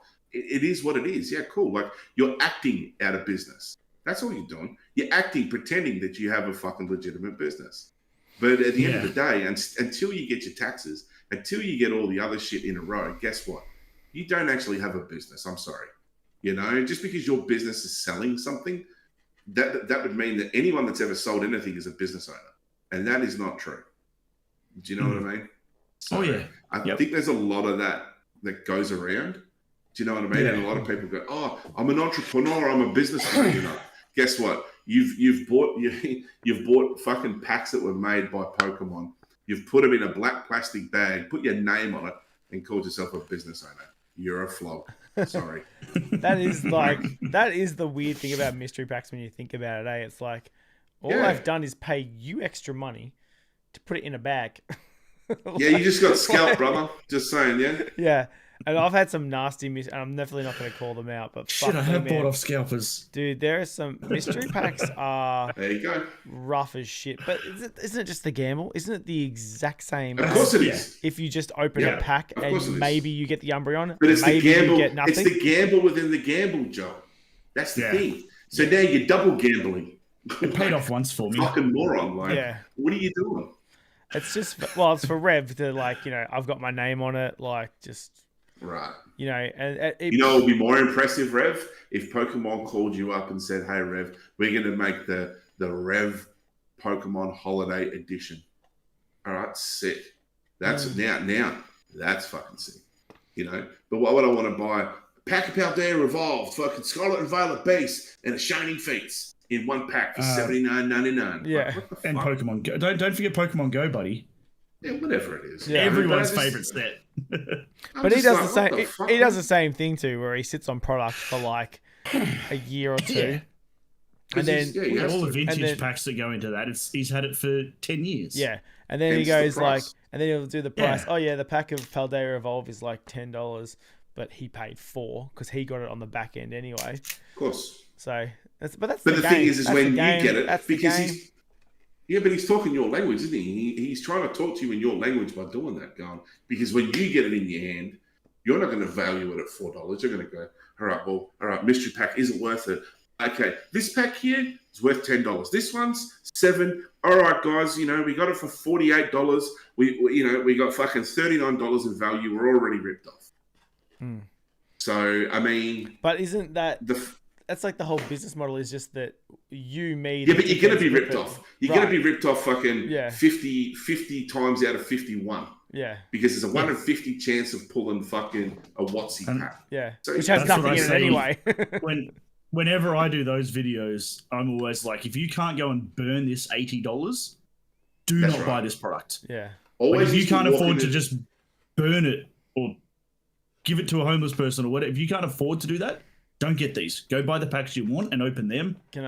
But it's like if you go into it you're going to get screwed over buying them, no matter what. Oh, yeah. Back in the day, I'll tell you this, guys.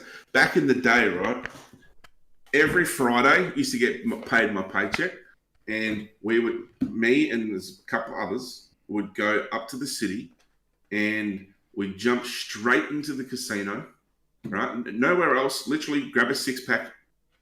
Yeah, I wasn't driving. In the car and head up to the casino, right? And go there, $100 on black or red, and whatever the outcome was going to dictate how good my weekend was going to be. Yep. That was it. Yep.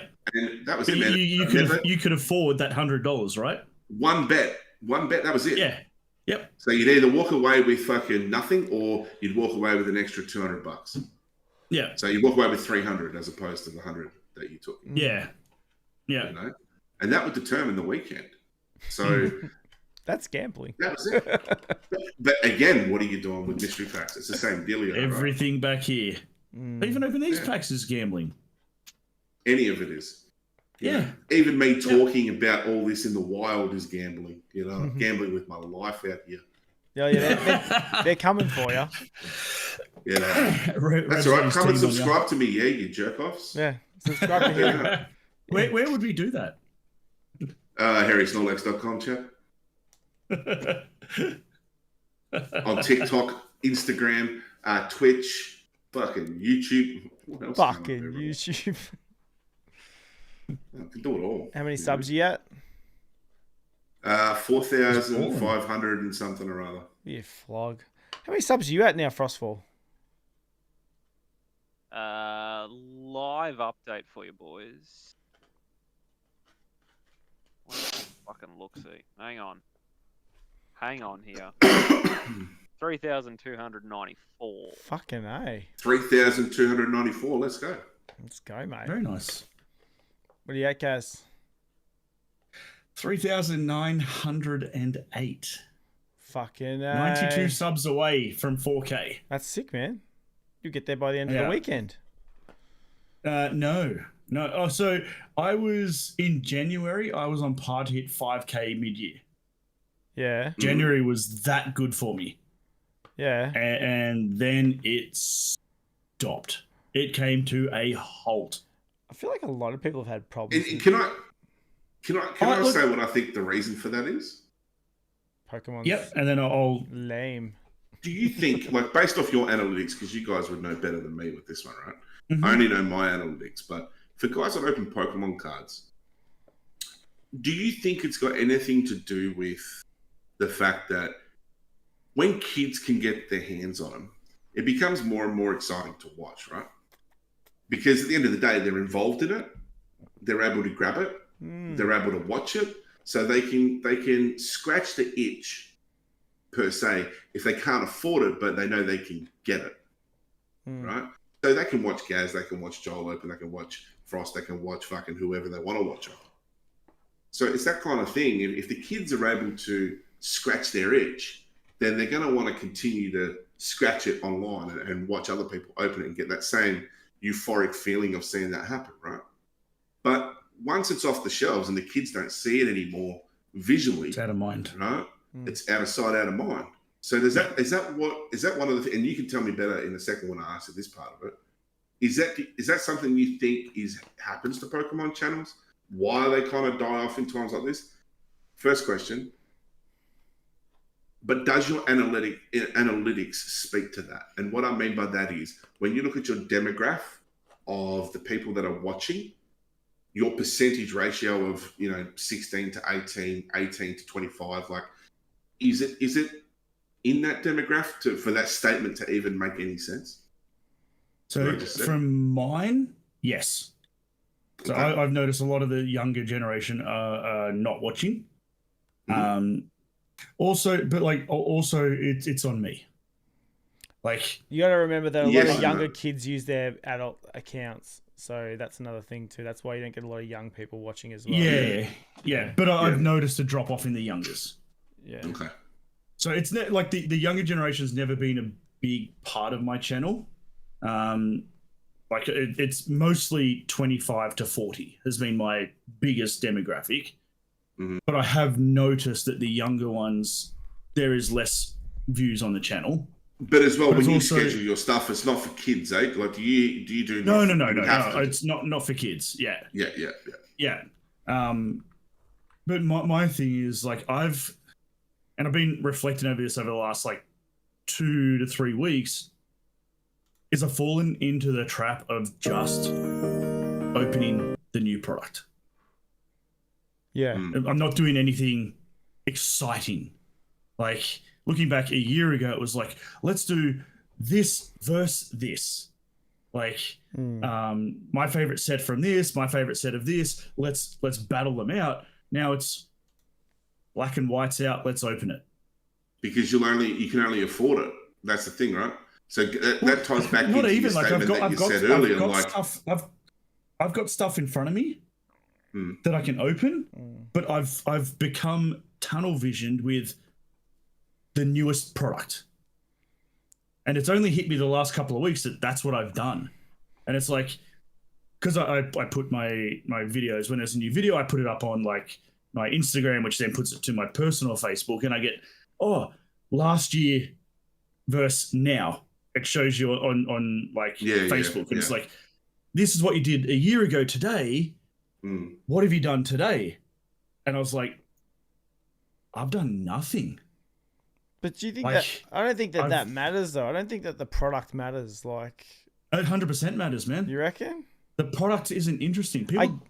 People don't give a rats about black and white. I am in the same boat. Like I've been very recently. I've started talking through ChatGPT and just being like, "Hey, this is what do you think of this idea?" And ChatGPT is like, "Here's all the good reasons for that shit." And then just a few weeks ago, I was like, "Shit, I should be asking this thing for content ideas." And I'm like, "Yep, cool." So it's like shot me out a list of 100 different things I could do within the Pokemon TCG niche. And then I'm just like, so I just need to cherry pick through that, figure out whether there's something I can do to bring over to the channel. And so I'm not just sitting there in front of my desk opening stuff. Because like I went to Collect Fest. I went and did, not that it was like great vlog content, B-roll was shit, whatever. But like going to Collect Fest, being there, having that experience, that was amazing.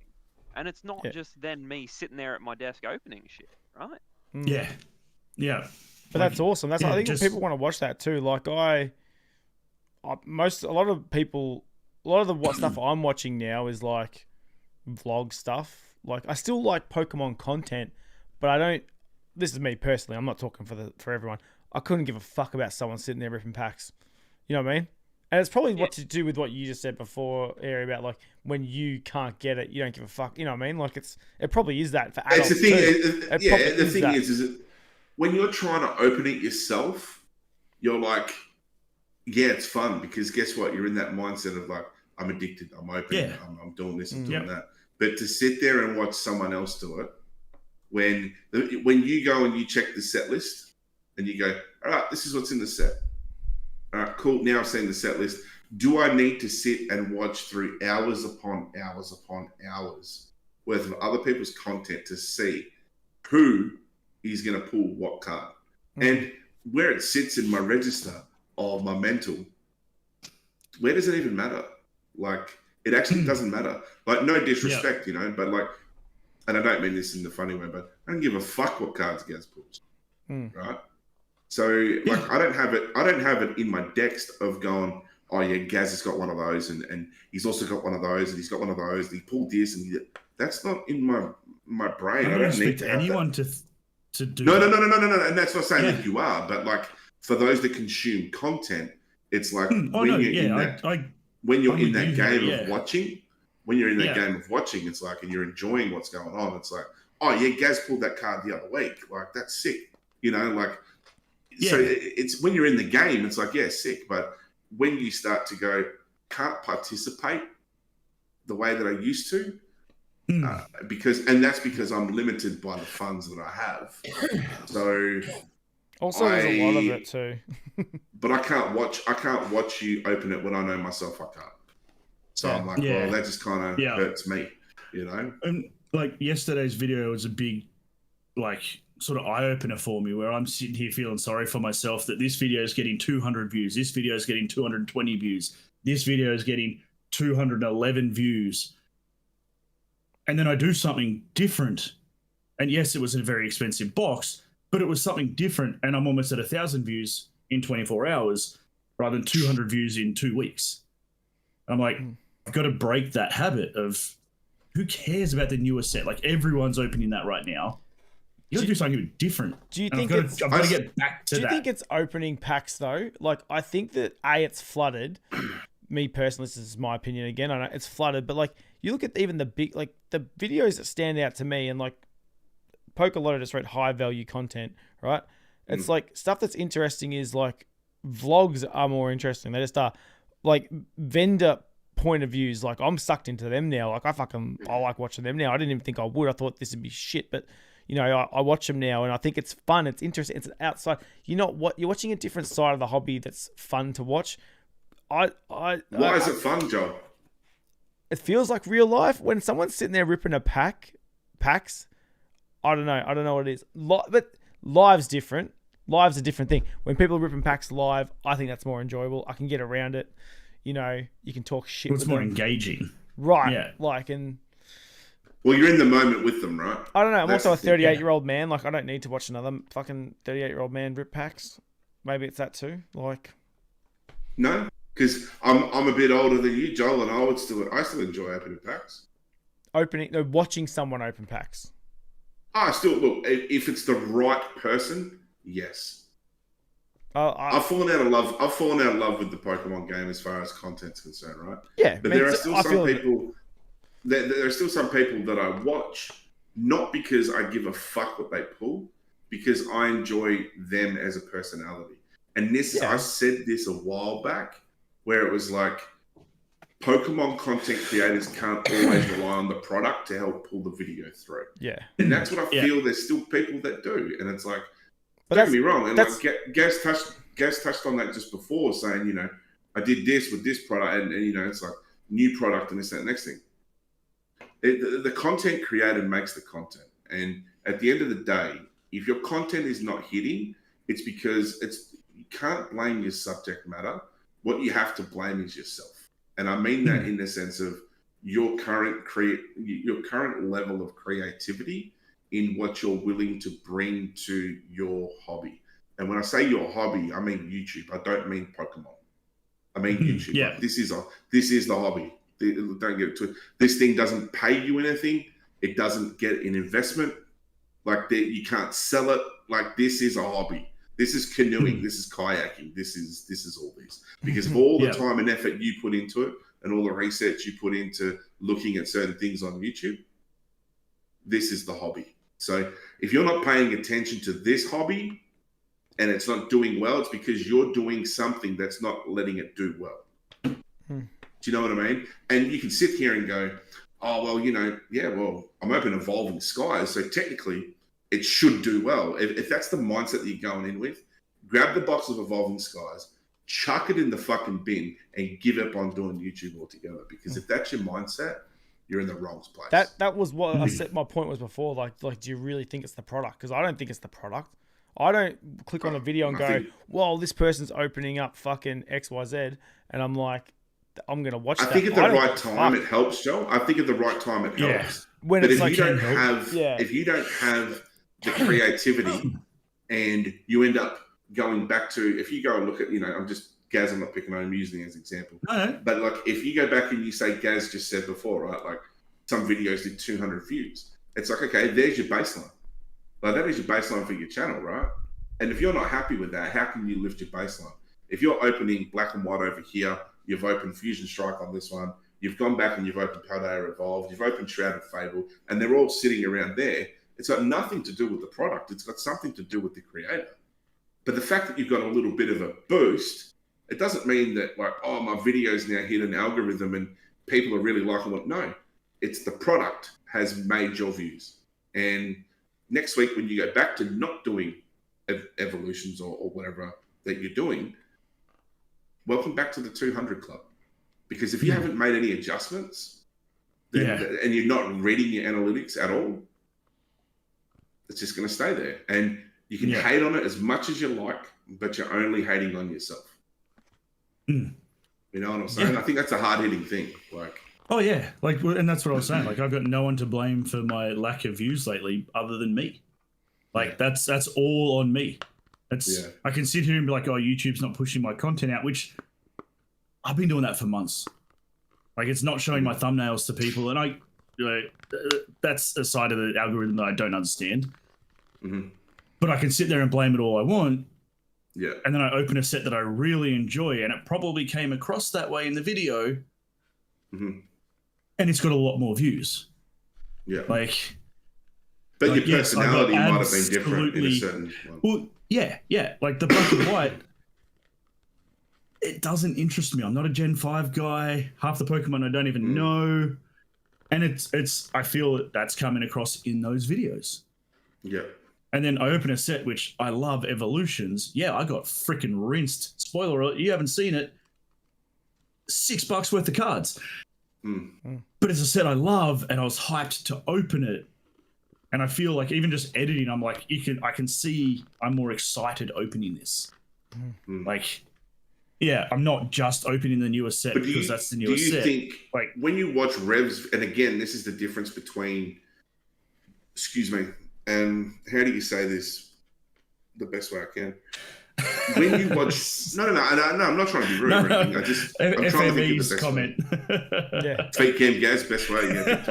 But the thing is when you watch the likes of Rev, right? like, and answer this, like, really think about this and answer this before you answer it. Mm-hmm.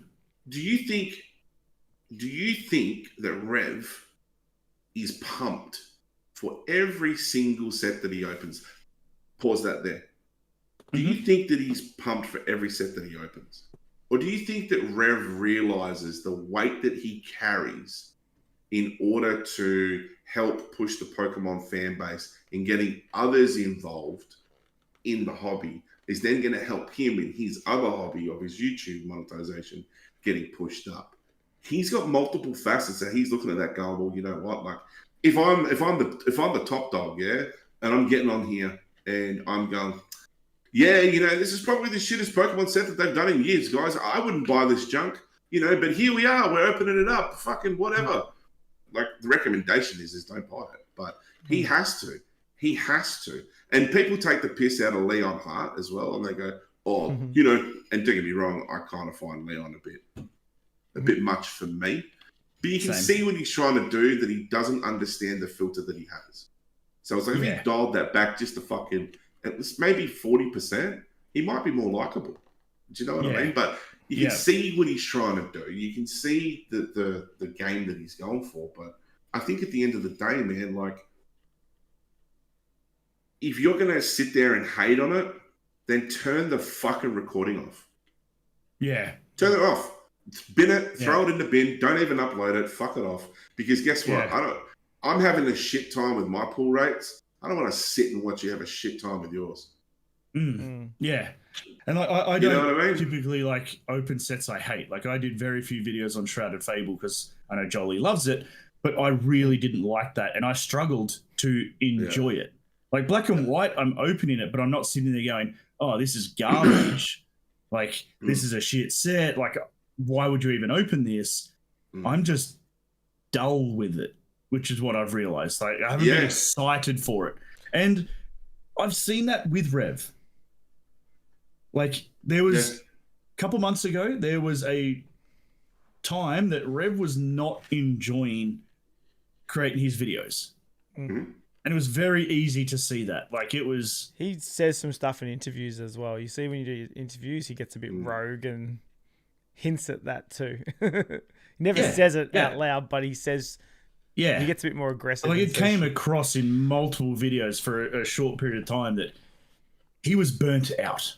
Yeah. Whether it was with YouTube, whether it was the sets, I don't know what it was, but I haven't watched a lot of Rev since then. I've still watched bits and pieces, but I haven't watched a lot of them since then because I didn't feel like he was still enjoying it.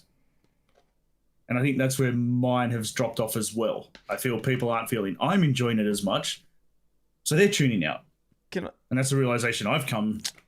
Can I ask a question? What makes a strictly opening packs channel interesting, right? Because one thing to go, I do something different. I do vlogs. I do this. I do that, right? Because I think, like, we look at someone like, I'll just name names because it's easy to do.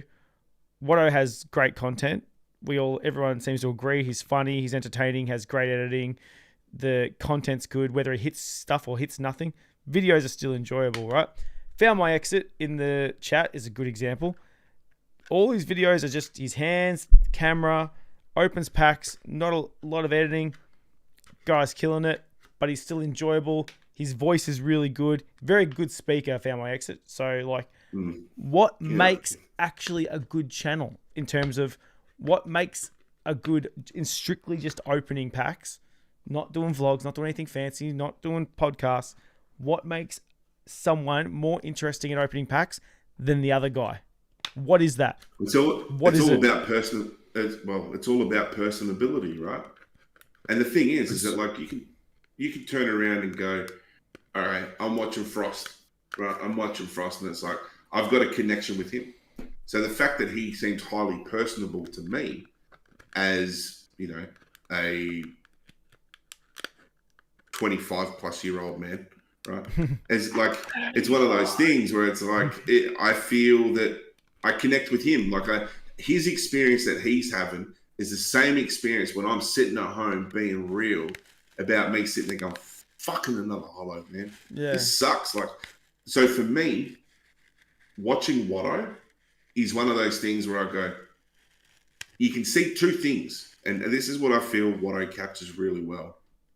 Is he's I wouldn't say the words aggressive, right? But I like a little bit of real and raw, rough and fucking, oh, you dog, fucking, oh, fucking. I like that. I personally enjoy that because I feel like that's real to me, right? Because that's who I am, really. So when I watch him, I enjoy that.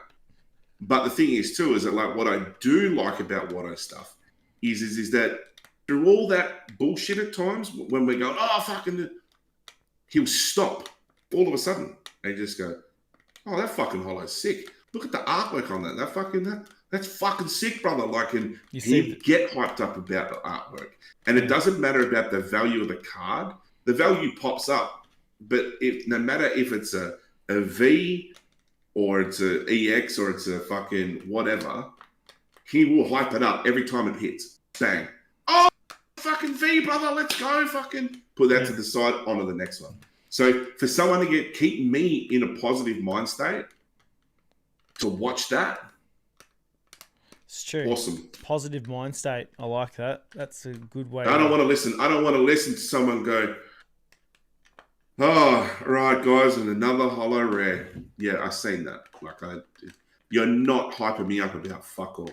Like, I am literally bored out of my tits here, just listening to you complain how I complain about it at home. I want to fucking listen to your complaints when I'm trying to escape and listen and have a good time. I want to watch some dude turn around and give it to me in such a way where it's like, I'm entertained. Because that's the bottom line. Don't rely on the product to entertain me. You fucking entertain me. Do you think we rely too heavily on adult people watching us more than children? Like Frostfall, like you do a little bit more PG rated, I would say. Like, do you think about kids watching me? Or, like, when Harry goes live, he swears. When I do this, we obviously all swear, and Harry nearly gets me cancelled every week, right? But, like, what's your, when you go to do your channel, like, what are you thinking? Kids, family, people, adults? I'm more centered towards trying to do family stuff. It's not necessarily that I'm... Wait. Out in the real world, every other day, every second word coming out of my mouth is going to be not family friendly, right? Yeah. But I've got a small kid. I've got people in my, like, at my workplace, in my family, people that my family have recommended to come over and check my stuff out. I want to be as entertaining as I can, but not have to swear my head off every 5 seconds to make it entertaining. Yeah, like, well, it's not naturally you as well. I guess that's the... Yeah, look, and to a point it is... I wouldn't say it's naturally me. It's a persona that I've sort of created around myself that I don't... Like, it's not a side of me that I like, right? And if my kid grows up and in 10 years he goes, oh, I want to go back and watch all your stuff from way back when you were young and whatever... I don't want him going, oh, well, all you did was sit there and swear and carry on about how everything was just shit and fucking whatever. I want to have something that I can leave there that he can be proud of, or that he can show to his friends when they're in primary school, whatever the hell it is, right? I want to try and create content, evergreen content for that sort of stuff. And I'm just not doing that right now, which is why, like I said before, I'm trying to get more ideas. I'm trying to get something that will stand the test of time, something that people can just go back to and go, oh yeah, this was a sick idea, whatever, that doesn't involve opening the thing that is hot right now. I feel like that's a really big thing that people are trying to do, like the evergreen. I think like that's huge. The thing, because I think, like, going back to saying, like, Destined Rivals comes out, 50 channels day one are opening Destined Rivals, which I think burns a lot of other content creators out because of that exact reason. Like, when you open a box and someone else opens it and you go, oh, their video's better, or, you know, it sort of bums you out. You're like, like, makes you kind of think, why do I bother? Or they opened 300 packs, but I got 20 packs and I'll open that. They open a case, I'll open a booster box. And it's just like, well, I didn't do it first. I didn't do it better. So is it really worth my time to post this video, right? Like, yeah, and I feel like a lot of in this space, it's like you can kind of get burnt out by that because there is a lot, and a lot of us are all mates as well. So it's kind of like. Do you think people burn out as well because sometimes they're trying too hard to be something that they're not?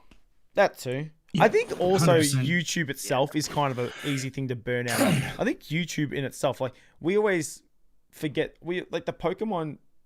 You love what you do and you're fucking naturally good at it, Harry, and like you found. Yeah, but I'm just me. That's what I'm trying to say. Right, but I'm saying like when there is no bullshit here. Like, but you found your niche in video gaming, which is, I guess, it's different to Pokemon. Pokemon, like, we're talking strictly ripping packs for a channel right now. But you're only saying that because you're looking at a meta, right?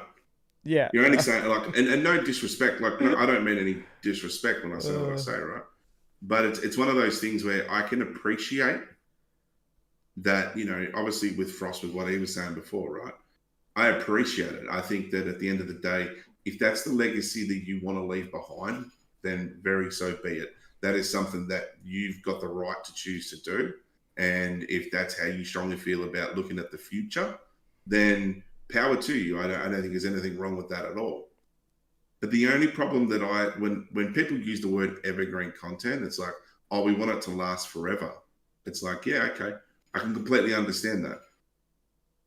But I don't think that you should, and I don't mean it in this term, I don't think you should have to sell your soul to get it. And the only reason I say that is because you see these guys that get to a point where they're conflicted, you know, because it's like, you know, I kind of want to say this. And then, you know, a lot of people turn around and said when Cool Trainer Ryan come on the scene, it's like, oh, Cool Trainer Ryan's way cooler than Rev, you know, he swears and he does this, he's more real about it. But the thing was that there was an audience that he connected with. And there is, for someone like him, yeah, there is a shelf life within the niche that is Pokemon, within the niche that is YouTube, right? So when the biggest content creator in your niche is at 3 million subscribers, how can you think that you're going to do any better than him? Yeah. You know what I'm saying? So the thing is like someone like Cool Trainer Ryan, who's on 100, 150, you know, unless you're going to revolutionize the game in the likes of someone like Deep Pocket Monster, who is just, do you know what I'm saying? Like he's completely like taking the game out of this space to make it what it is. He's also done a lot of really good evergreen content. Well, and that's what I'm saying. He's done a lot of those videos too. Yeah. Rev doesn't really do a lot of those though. Rev's just purely rip packs. But you know what annoys me with people that do evergreen content? When you come out later and find out that the guy was an absolute fucking scumbag, and you find out that this guy did this and did that and blah, blah, blah, but spent the last 15 years of his life in the public eye being the great guy on fucking Blue's Clues. You know what I mean? Like, or being this guy on this kid's show or doing this. And it's like, yeah, so it was all bullshit. And it was all bullshit to sell. It's like, well, cool, man. Like, you know, and then we wonder why we have distrust. You know, we wonder why we have lots of different things. And it's like, well, the people that you're watching aren't really who they are. And I think that that's the thing where people connect to people that are who they are. Like, I swear, but like, I'm actually relatively quite intelligent to a degree. You know, not saying I'm a smart super cookie, but I mean, like, I can string a few sentences together and I get concepts. But it's that kind of thing where it's like, if you don't be yourself and you lose yourself to your design, then I think at the end of the day, you are going to struggle. You are going to struggle to come back from that because you feel like you've got to fit a mold. And Exhibit A, Leon Hart, like, he doesn't know how to come back from where the fuck he's at. And we've seen stuff from him in the early days where he wasn't who he is now. But he feels like he has to be the guy at who he is because he's tried to make that evergreen world his world. And guess what? That's not you, brother, yeah? You need to make something that is your world. So it's not to disrespect anyone that does that. I just think that if you're going to do evergreen, I think you still need to have some form of essence of yourself. Hence why, like Frost said, with personas, but don't lose yourself to your persona. And I think that that's the other thing too. Like, you still need to have an element of realness of who the fuck you are in this game even in your videos. So you've got to find a way to have the persona and the real combined together. So yeah, I was going to ask this earlier, but then got sidetracked. But like, what do you think the difference is? Not difference.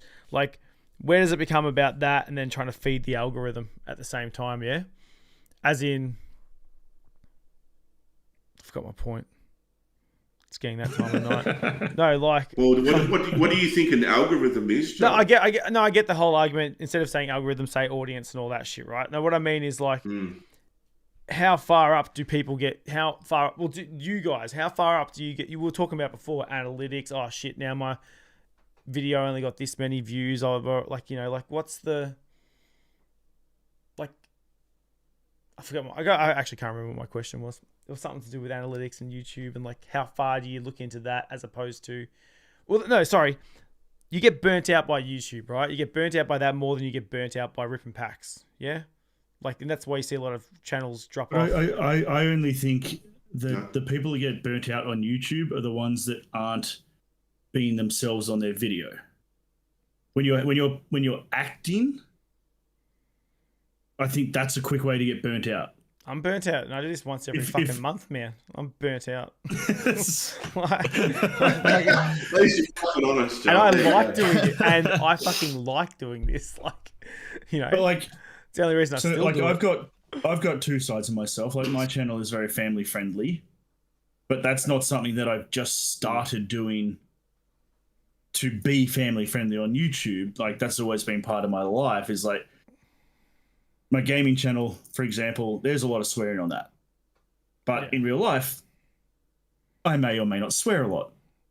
But then, like, my work life, you know, I worked as an insurance broker forever. There was never swearing in that. I work in retail. There's no swearing in that. So, like, whilst I do swear, not swearing on my channel isn't not being myself. Yes, I agree with you, man. Like, I agree with you. I think it's just gone a long way about it. Like, it's one of those things where you've just got to let your emotions be your emotions.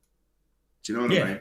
And I think that if you are trying to hold them back, I think that sometimes it can be a stifling moment. And it looks like that. And it looks like that online. It's like, if you're sitting there and you pull, like we were talking about Rev before, you were just saying, he doesn't look like he was enjoying it. And it's like, why is that? Because he's wearing his emotion where he shouldn't be.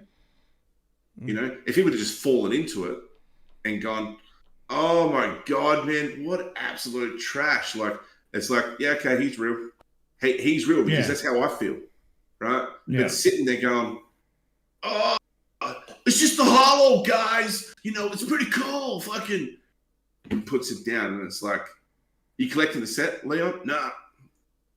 Well, then, what the fuck? Like I'm so confused as to why the fuck I'm here.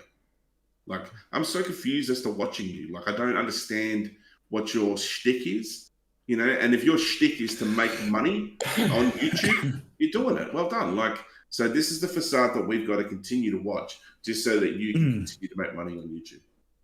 Bravo, man. Yeah. Well done.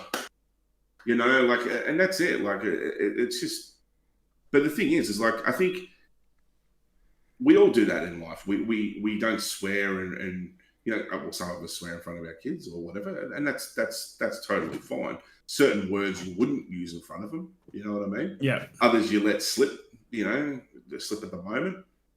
But it's that kind of thing too, where it's like I don't know, man. Like if you try to be something, there's something that you lose with authenticity. And I think that the more authenticity that you lose, the more disconnect you have with your audience. 100%. Yeah.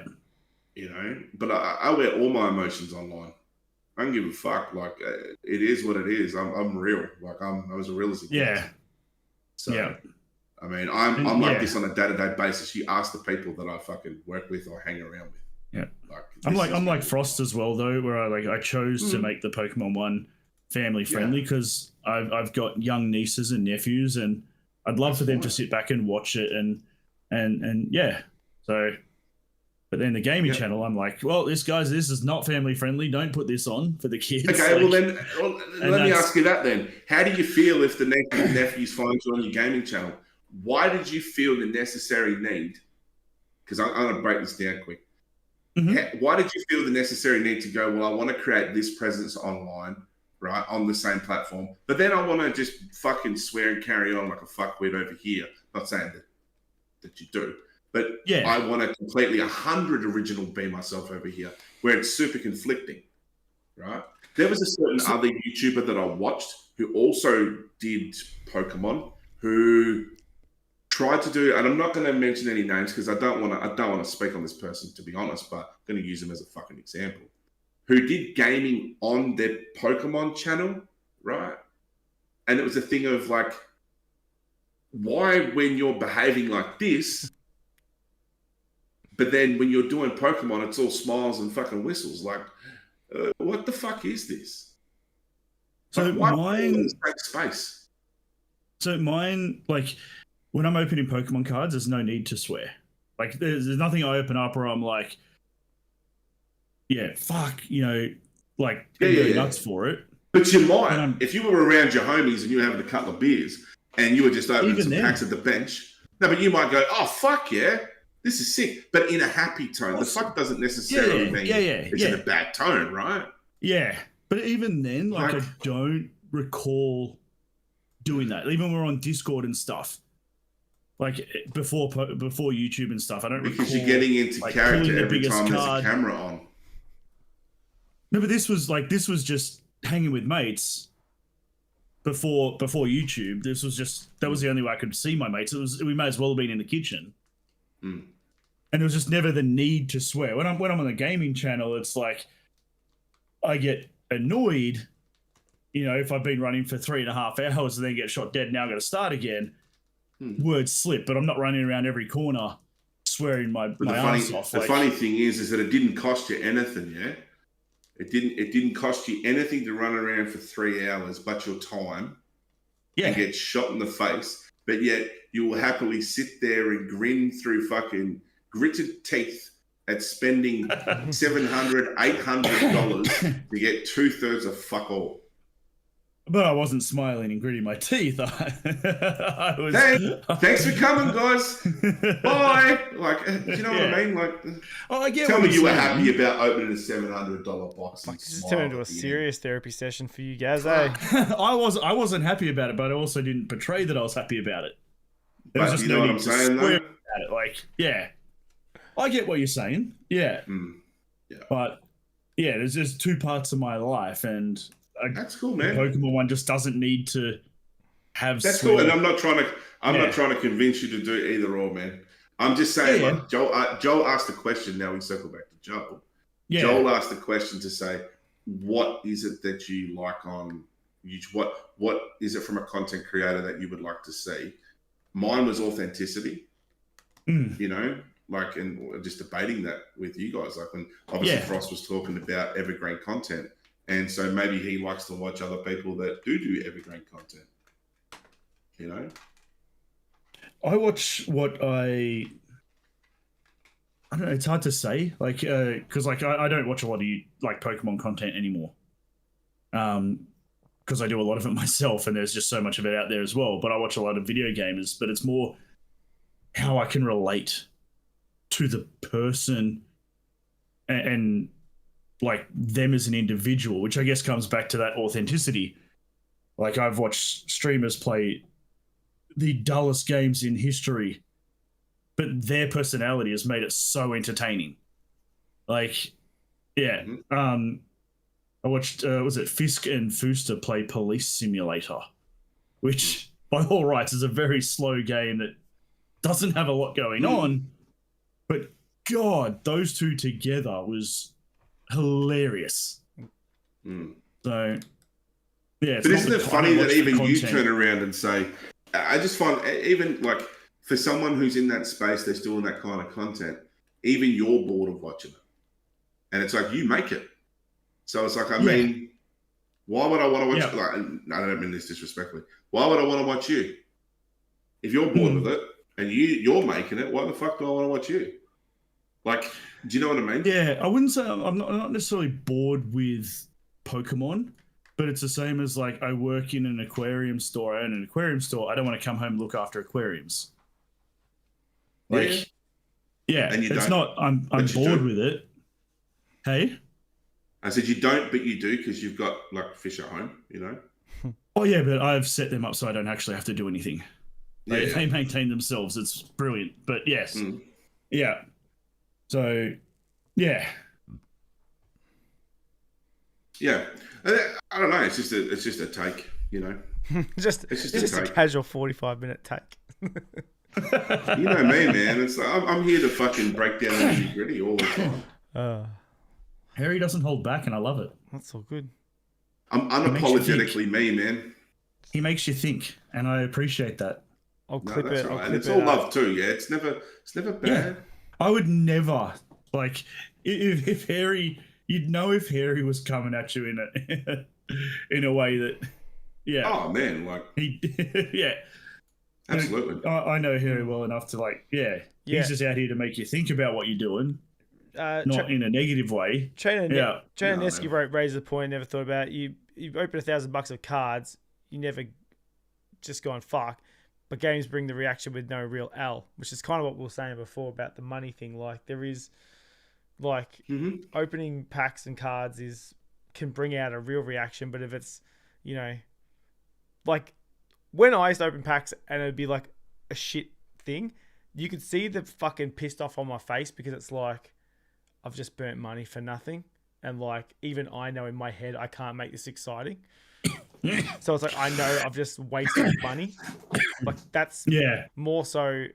Also, I hate wasting my time. That's like, not a vibe I have. But like, that is like a hard thing to maintain as well. Like that just goes. But that's why Rev can just look like he looks every video because he fucking gets it for free. When he's actually, that's. Yeah. I'm tired. I can't think anymore. My brain's fucking. Really? It's only 9 o'clock, bro. It's not. I think most of my reactions in the gaming are the instant knee jerk reactions, not the 2 minutes after I'm dead and I've started again. I'm not still swearing about it. It's you get shot and it's like, oh fuck, where'd that come from? Holy shit! Start again. Like it's not the long drawn out part of it. It's more of the surprise sort of part of it that scares the shit out of me sometimes. Yeah. So, yeah. I don't lose many games, so I don't complain off them, Well, you can't win or lose, Daisy, so there's no win or lose. No, you can't. You're always winning, guys. You're always winning. As long as I'm playing, I'm winning. It's not Pokemon. Don't talk about your losses. Just talk about your wins.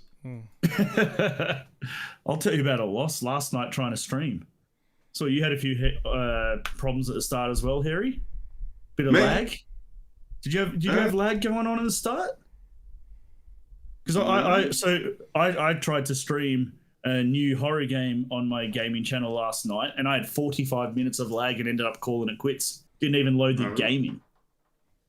And I noticed Woody was having massive buffering issues as well for 10, 15 minutes. And then his It's probably because I was getting all the attention, guys. They're trying to give me all the bandwidth, That's what it was. I think they did, man. I had 30,000 dropped frames. Fucking hell. Yeah. And it happens every time I stream on the gaming channel, not once on the Pokemon channel. So I don't know if it's an OBS setting. I don't know what it is, but it's driving me insane. I usually get 10 minutes of really bad bandwidth of dropped frames and lag, and then it comes good and it's excellent for the whole next 4 hours. Do you change it from 60 to 30 FPS or when you record? I haven't tried the FPS, but I've gone from 1440 to 1080. I've tried different encoders. Yeah. Yeah. I had to drop mine from 60 to 30. But that's another conversation we can talk about. Yeah, we can talk about that later. We won't bore Frost and Jolie because Jolie's half asleep. Yeah. Catching up on the chat. Catching up on all the things happening in the chat. Involve the chat. Just, You're the host, brother. What are you going to say? Nothing. He doesn't know what to say, but his brain stopped working. Cat wrote the problem is the money is too good if you go viral. It just takes one vid short going crazy and then you're on top. He says, saw that with Coop's collection. But I don't think most people really do chase the viral money. If you wanted to chase the viral money, you would just make a fuckload of shorts that were just stupid and just copy paste. Like, you wouldn't do Pokemon. You guys, do you have a plan, Joel? Like, silly question, I know, but I mean, no. I mean, this is going to be a silly question, right? Like, in general for anyone. But like, does anyone have a plan to think to themselves? Has anyone thought about this in their catalog? What happens if I go viral? Do you have a plan to think to yourself, how do I then tear that up? Like OnlyFans. And I'm not even making that up. I'm not even being a no. I'm seriously not being a smartass. Like OnlyFans. I'm not being a smartass. Like me sitting down doing what I do, right? I can only go off myself. Yeah. If I'm sitting here doing the game in the way that I do it, X amount of hours, yada, yada, yada, right? And I'm doing this like rinse, repeat formula. If I get the opportunity to have a certain amount of eyes that are going to then lift me overnight to another fucking level of wherever, right? Do I have a plan for that? That if that was to happen and I want to continue that level of growth and try and ride that wave for as long as I can, like, do you think that that's important for someone to have in the back pocket? Two things on that. First up, Pokemon gaming, I don't imagine you'd have a very viral moment and it would be a big impact. I think Pokemon and gaming is still a gradual climb. You're not like going to be the Hawk Tour girl and have the boom overnight because there's so much in gaming and there's so much in Pokemon that it really is about building the community and going up. You can have like peaks and shit. Yeah, sure. You can have like something pop off, but you're not going to have this weird. Yeah, I don't reckon like. Yeah, I don't think so. So Ninja never ended up doing anything, and he was growing his community. He did the same thing, and then like he just grew his community. He never went viral for anything at all. He might have gone viral. Lachlan, going viral and like, what do you mean? Like laser beam? Do you mean like you're gonna have a viral video and then bang, you've got like 1 million people watching you tomorrow? Is that what you're like? Is that the hypothetical? Potentially, yeah. Is that the hypothetical? Yeah. Potentially. The plan is like, how do you keep that 1 million there tomorrow, the day after that, right? Yeah, I'm not asking you what the plan is to do. I'm just saying, has anyone got like in their mind going, fuck, if I had a viral moment and I ended up catching a train where I've got like overnight, it's like 10, 15, 20. Do I have a fucking plan ready to go that once those eyes are on me, is there a level that I think to myself, I want to go from here to here? Yeah, I think the Hawk Tour girl played that model out fantastically. She did literally but fucking nothing. I also think that she had some bad people around her to guide her through a situation. One crypto thing was a bad thing. Let's just put that off the table. That was crypto. Anytime someone ever has said, get into my meme coin, it's always a scam or just a fucking stupid idea. That aside, first thing she did was like, I don't want to be known as the girl who does the Hawk Tour thing, right? This is a different example, but kind of a similar thing. She did what you should do, right? All of a sudden, she's at all these celebrity places. She gets the fucking bullshit podcast, has proper edited like TikToks and shit. Like, she did the business model. Like, that's, if you really want to ride the wave. Did she do the business model, or did she just not say no? Bit of both. There's probably people who said to her, hey, listen, you don't want to be known as the Hawk Tour girl. You're kind of hot right now. Let's fucking boom you up. She definitely had people. This isn't all her brain work. Do you actually think, Joel, that she had a fucking business model? No, I just literally just said that. I don't think this is all going on in her head. This is like shit that someone's pointed out to her, right? But like I'm saying, that's what you kind of have to do. Like that's what is supposed to happen. So but I'm asking you, do you have a plan? I start an OnlyFans tomorrow. I'm not even joking. I'm not even fucking making it up. Your go-to? That's your go-to straight out, yeah? Yeah, because you need to monetize that pretty quick, right? Like, okay. What do I do? Let's say I go fucking, but I'm not going to go viral because I have like a fucking niche podcast, right? like a fucking, you know. Yeah. It's fine. It doesn't matter what it is, but it's just about like the question was, do you have a plan? Like, your answer is I'd go straight to OnlyFans and I'd further monetize myself. That's the plan. Okay, cool. You got to figure out. That's it. Because you have to like start a spread and try and figure it out and like, but who knows? But depends though. Depends what kind of viral is. Like what viral? Like 10,000 people, 1 million people. Like because I've seen people. We've had people and we've got friends in this hobby who've had videos pop off, get into the tens of thousands, 100,000. Yep. I don't know who you're talking about. Yeah, I'll tell you offline. And nothing's happened after that. Nothing's happened, right? Like, and there's a couple who I'll tell you offline too, who had a very good moment, a fucking fantastic moment, and did more than nothing with it. Right? I'll tell you about that offline as well. Like, there's been a couple now, and it's like, why don't you tell me online, Joe? Because they're still good people. They're not bad people. I'm just fucking with you, man. I'm just fucking with you. Don't worry about it, mate. But you know me. There is a couple of people who've had videos pop off, and they've done nothing with it. You know? Yeah, well, like look at fucking old mate over there your way. You know, had put out a video that has nothing to do with his own content whatsoever, went viral, and has done 2/3 of fuck all with it. You know who I'm talking about. I don't think I do. Yeah, you do. I think he was on one of your pods where you were doing your interviews. Definitely, most definitely. I got no idea who Harry's talking about on that one. I think it was like a Will Smith moment or some shit, and posted it online. That's and different, yeah. Right, okay. Okay. You know what I'm saying? So that's different though.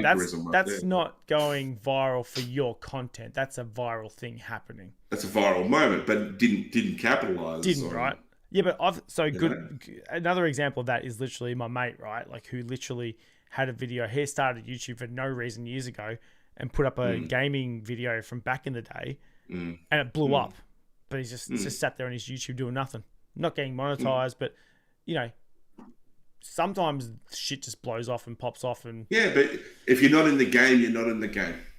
If I have a video blow up tomorrow, the first thing I do is like put the next week of my life into like really trying to like make sure it wasn't just a weird flukish thing, which it is in one sort of way anyway. But yeah, you end up making 20 shorts. You fucking clip shit. You fucking. So you got a plan? OnlyFans. Yeah, OnlyFans, 100%. Yeah. What about you, Frost? You go, Frost. Have I got a plan? No. Zero plan whatsoever. I've got the plan for if I win the lottery. Do I pay off the house? Do I quit my job? Whatever it is. No. Honestly, right now, no, not even slightly a plan. Okay. Gazza? My only plan ever has been, like, if it pops off, is get someone to edit my videos for me. That's the only plan I've got. Actually, I agree with Gaz. That's what happens with me too. I think it's a great idea. My stuff, and I know, like, shit. If I popped off tomorrow, I get Watto. Yeah, I'm paying him to edit my videos because he does an amazing job. Now, I wouldn't want him to edit them to be exactly like his, but his editing capabilities are well and truly above what I can do. Do you know how many cunts go to Watto and say that to me, mate? Content. Poor Watto. Hey, but let me ask you this: but for he example, gets that like every day. Someone that knows editing more than I do, like not necessarily Watto, but someone with his level of skill, like because I know that like it's to advance my editing takes so much more time than I have to put into that side of it at the moment. So my plan would always be to get someone to edit my videos. Like, but apart from that, that's a good plan. That's a great plan. Me doing me, but that would advance my content. Like, I always want to make my content better. I feel that. Shout out to Great Media. Shout out to Great Media, one of the best video production companies in the Melbourne CBD. Get around them. I rate them. Get around them. Yeah, very good. Still give him a shout out. Yeah, good on you. Nice work. But yeah, no, I just wanted to know about plans. That was all. What are you going to do, mate? What's your battle plan? I have one. OnlyFans. You have to have regardless of a viral moment, you have to have a plan when you're getting to certain levels to say, okay, if I ever get to this point, this is where I think something like this would need to be enacted. Do you know if I ever get to this point, I think that this is where I have to start to head to here. If I get to this point, this is where I need to start putting this into place. And if I get to this point, then all of that's going to then be encompassing this, which is going to increase this, which means I need to do this. I reckon I'll honestly just like give up on YouTube. If I had one viral video, I'd be like, fuck this. I don't want cunts knowing who I am. Fuck that noise. Imagine your DMs. Imagine your Instagram. I already know who I am. Dead. Fuck me dead. Imagine being famous. I'm a big deal already, mate. I could not think of anything worse than like going to a card show and some fucking cunt walking up to me and saying, Dude, can I get a Wow, photo? tells With how you really feel. That's like the worst in my head. Mate. Fuck me. That's like the worst. That sounds bad. 2 I weeks couldn't ago. think of anything worse than some random stranger cunt walking up to me and going, "Oh, I watch your YouTube. I really like your shit." I would hate that. That's like my nightmare. Stay away from me and don't talk to me ever, human. Wow. Like You've changed. I went to Comic-Con 2 weeks ago and I had, I think it was 9 people come up to me. yeah, fucking nice. And I loved Nice. it. I loved it. You're on the verge Yes. of popping off, dude. That's it. That's great. It's Canberra. It's a small place. It's even better. Yeah, they were his neighbours, but yeah. Yeah. It was at a family reunion, yeah. Like, It wasn't a signature. It was over land division. Yeah. You know, they were worried about the fence. land division. Fuck. What? Well, I'm getting pretty cooked, guys. I'm pretty Yeah, tired. Joel wants to end this chat, and I'm trying to keep it going for as long as I What can, else do you want to so- talk about? We want to talk about the I'm mate, with I'm Joel done. on this one. It's 11:15 and I've got to... You want to talk about Hey, you nine want to talk o'clock. about the Maccas? You want to talk about the fucking Maccas? Like the fucking Oh, that's disgusting, isn't it? that's pretty No, I think it's great. I think we need more of it. Of course, it's I love disgusting. wasting food. Terrible behaviour. Like, don't even walk out and give it to someone. Just throw it on the ground. It's pretty cool Love because that. the card's not even going for that much money. Like, is that really worth? Yeah, I know. $55. Is it really worth wasting Yeah. food for? No, Oh god. no. It was disgusting. How much is it in a 10? There you go up. There's 10 right there. There you go. 313 what's that? bucks. We can't see it, Okay. Jolly. Oh, sorry, Yeah, can't 313 say bucks. it, but fair enough. Yeah. How much? Okay, there's the other 25th anniversary. Go back for me, one. Yeah, down the bottom there, the 25th anniversary one. This That one. one to the right. How much is that in a 9? $75. So they went out and spent roughly. Let's look at that Macca's photo again. They went and already lost spent. it. No, you've lost it, mate. I've lost That's it. all right. That's cool. That's fine. But they went out and spent X amount of money.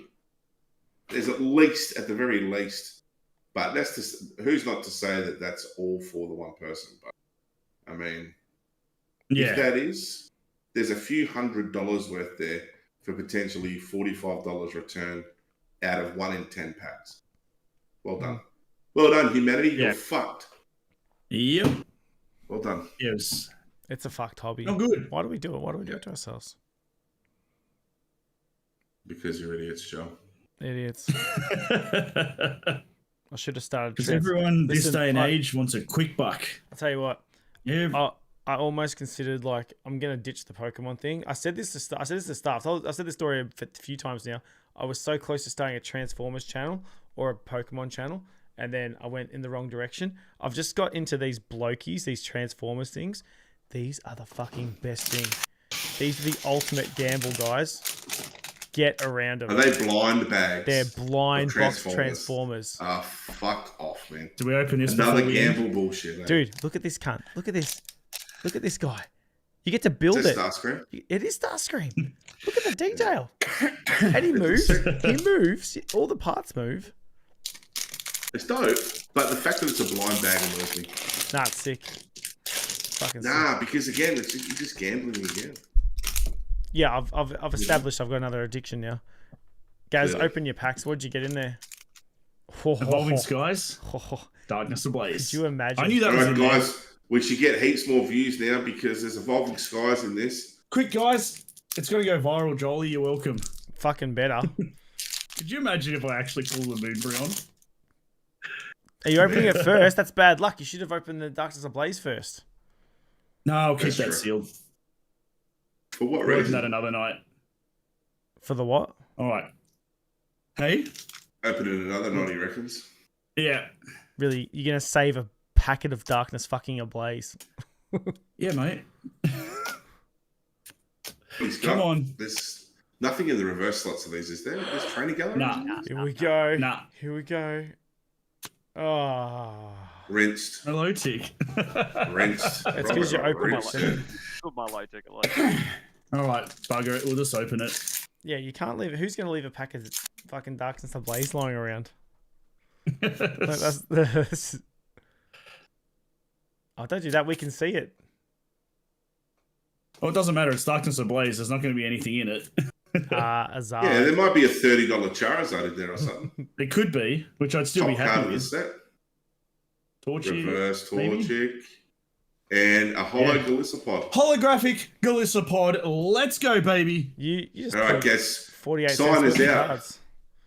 All right, lads. Sign is out. If you're new, don't be shy. Hit subscribe. And we'll catch you on the next one. See, he's got it Bye down for pat. now. Fuck, I love it. It's my favourite part of watching a Gaz video, yeah? And that's not to say that I don't enjoy the middle and the beginning. I don't mean the end is the best part. I mean I the love the- catchphrase. You know what I like? Gets me Because every you've time. actually I got love a the good short sign you off. put up too. The What? short you did, Harry, with me, but your Yeah. voice. It was perfectly in sync, yeah? It was amazing. I've watched it that many times, man. I know the syncage I of watched the it like Gaz 20 ending. times in a row. If you Just knew- keep playing. Don't be shy. Hit subscribe. Yeah, it's great. Love it. Fucking hell. All right, lads. Give yourself a plug. Give yourself a plug before we go. All right, guys. Well, I am PokeGaz. You can find me on YouTube at PokeGaz. You can also find me on my second channel at GrumpyGamer84.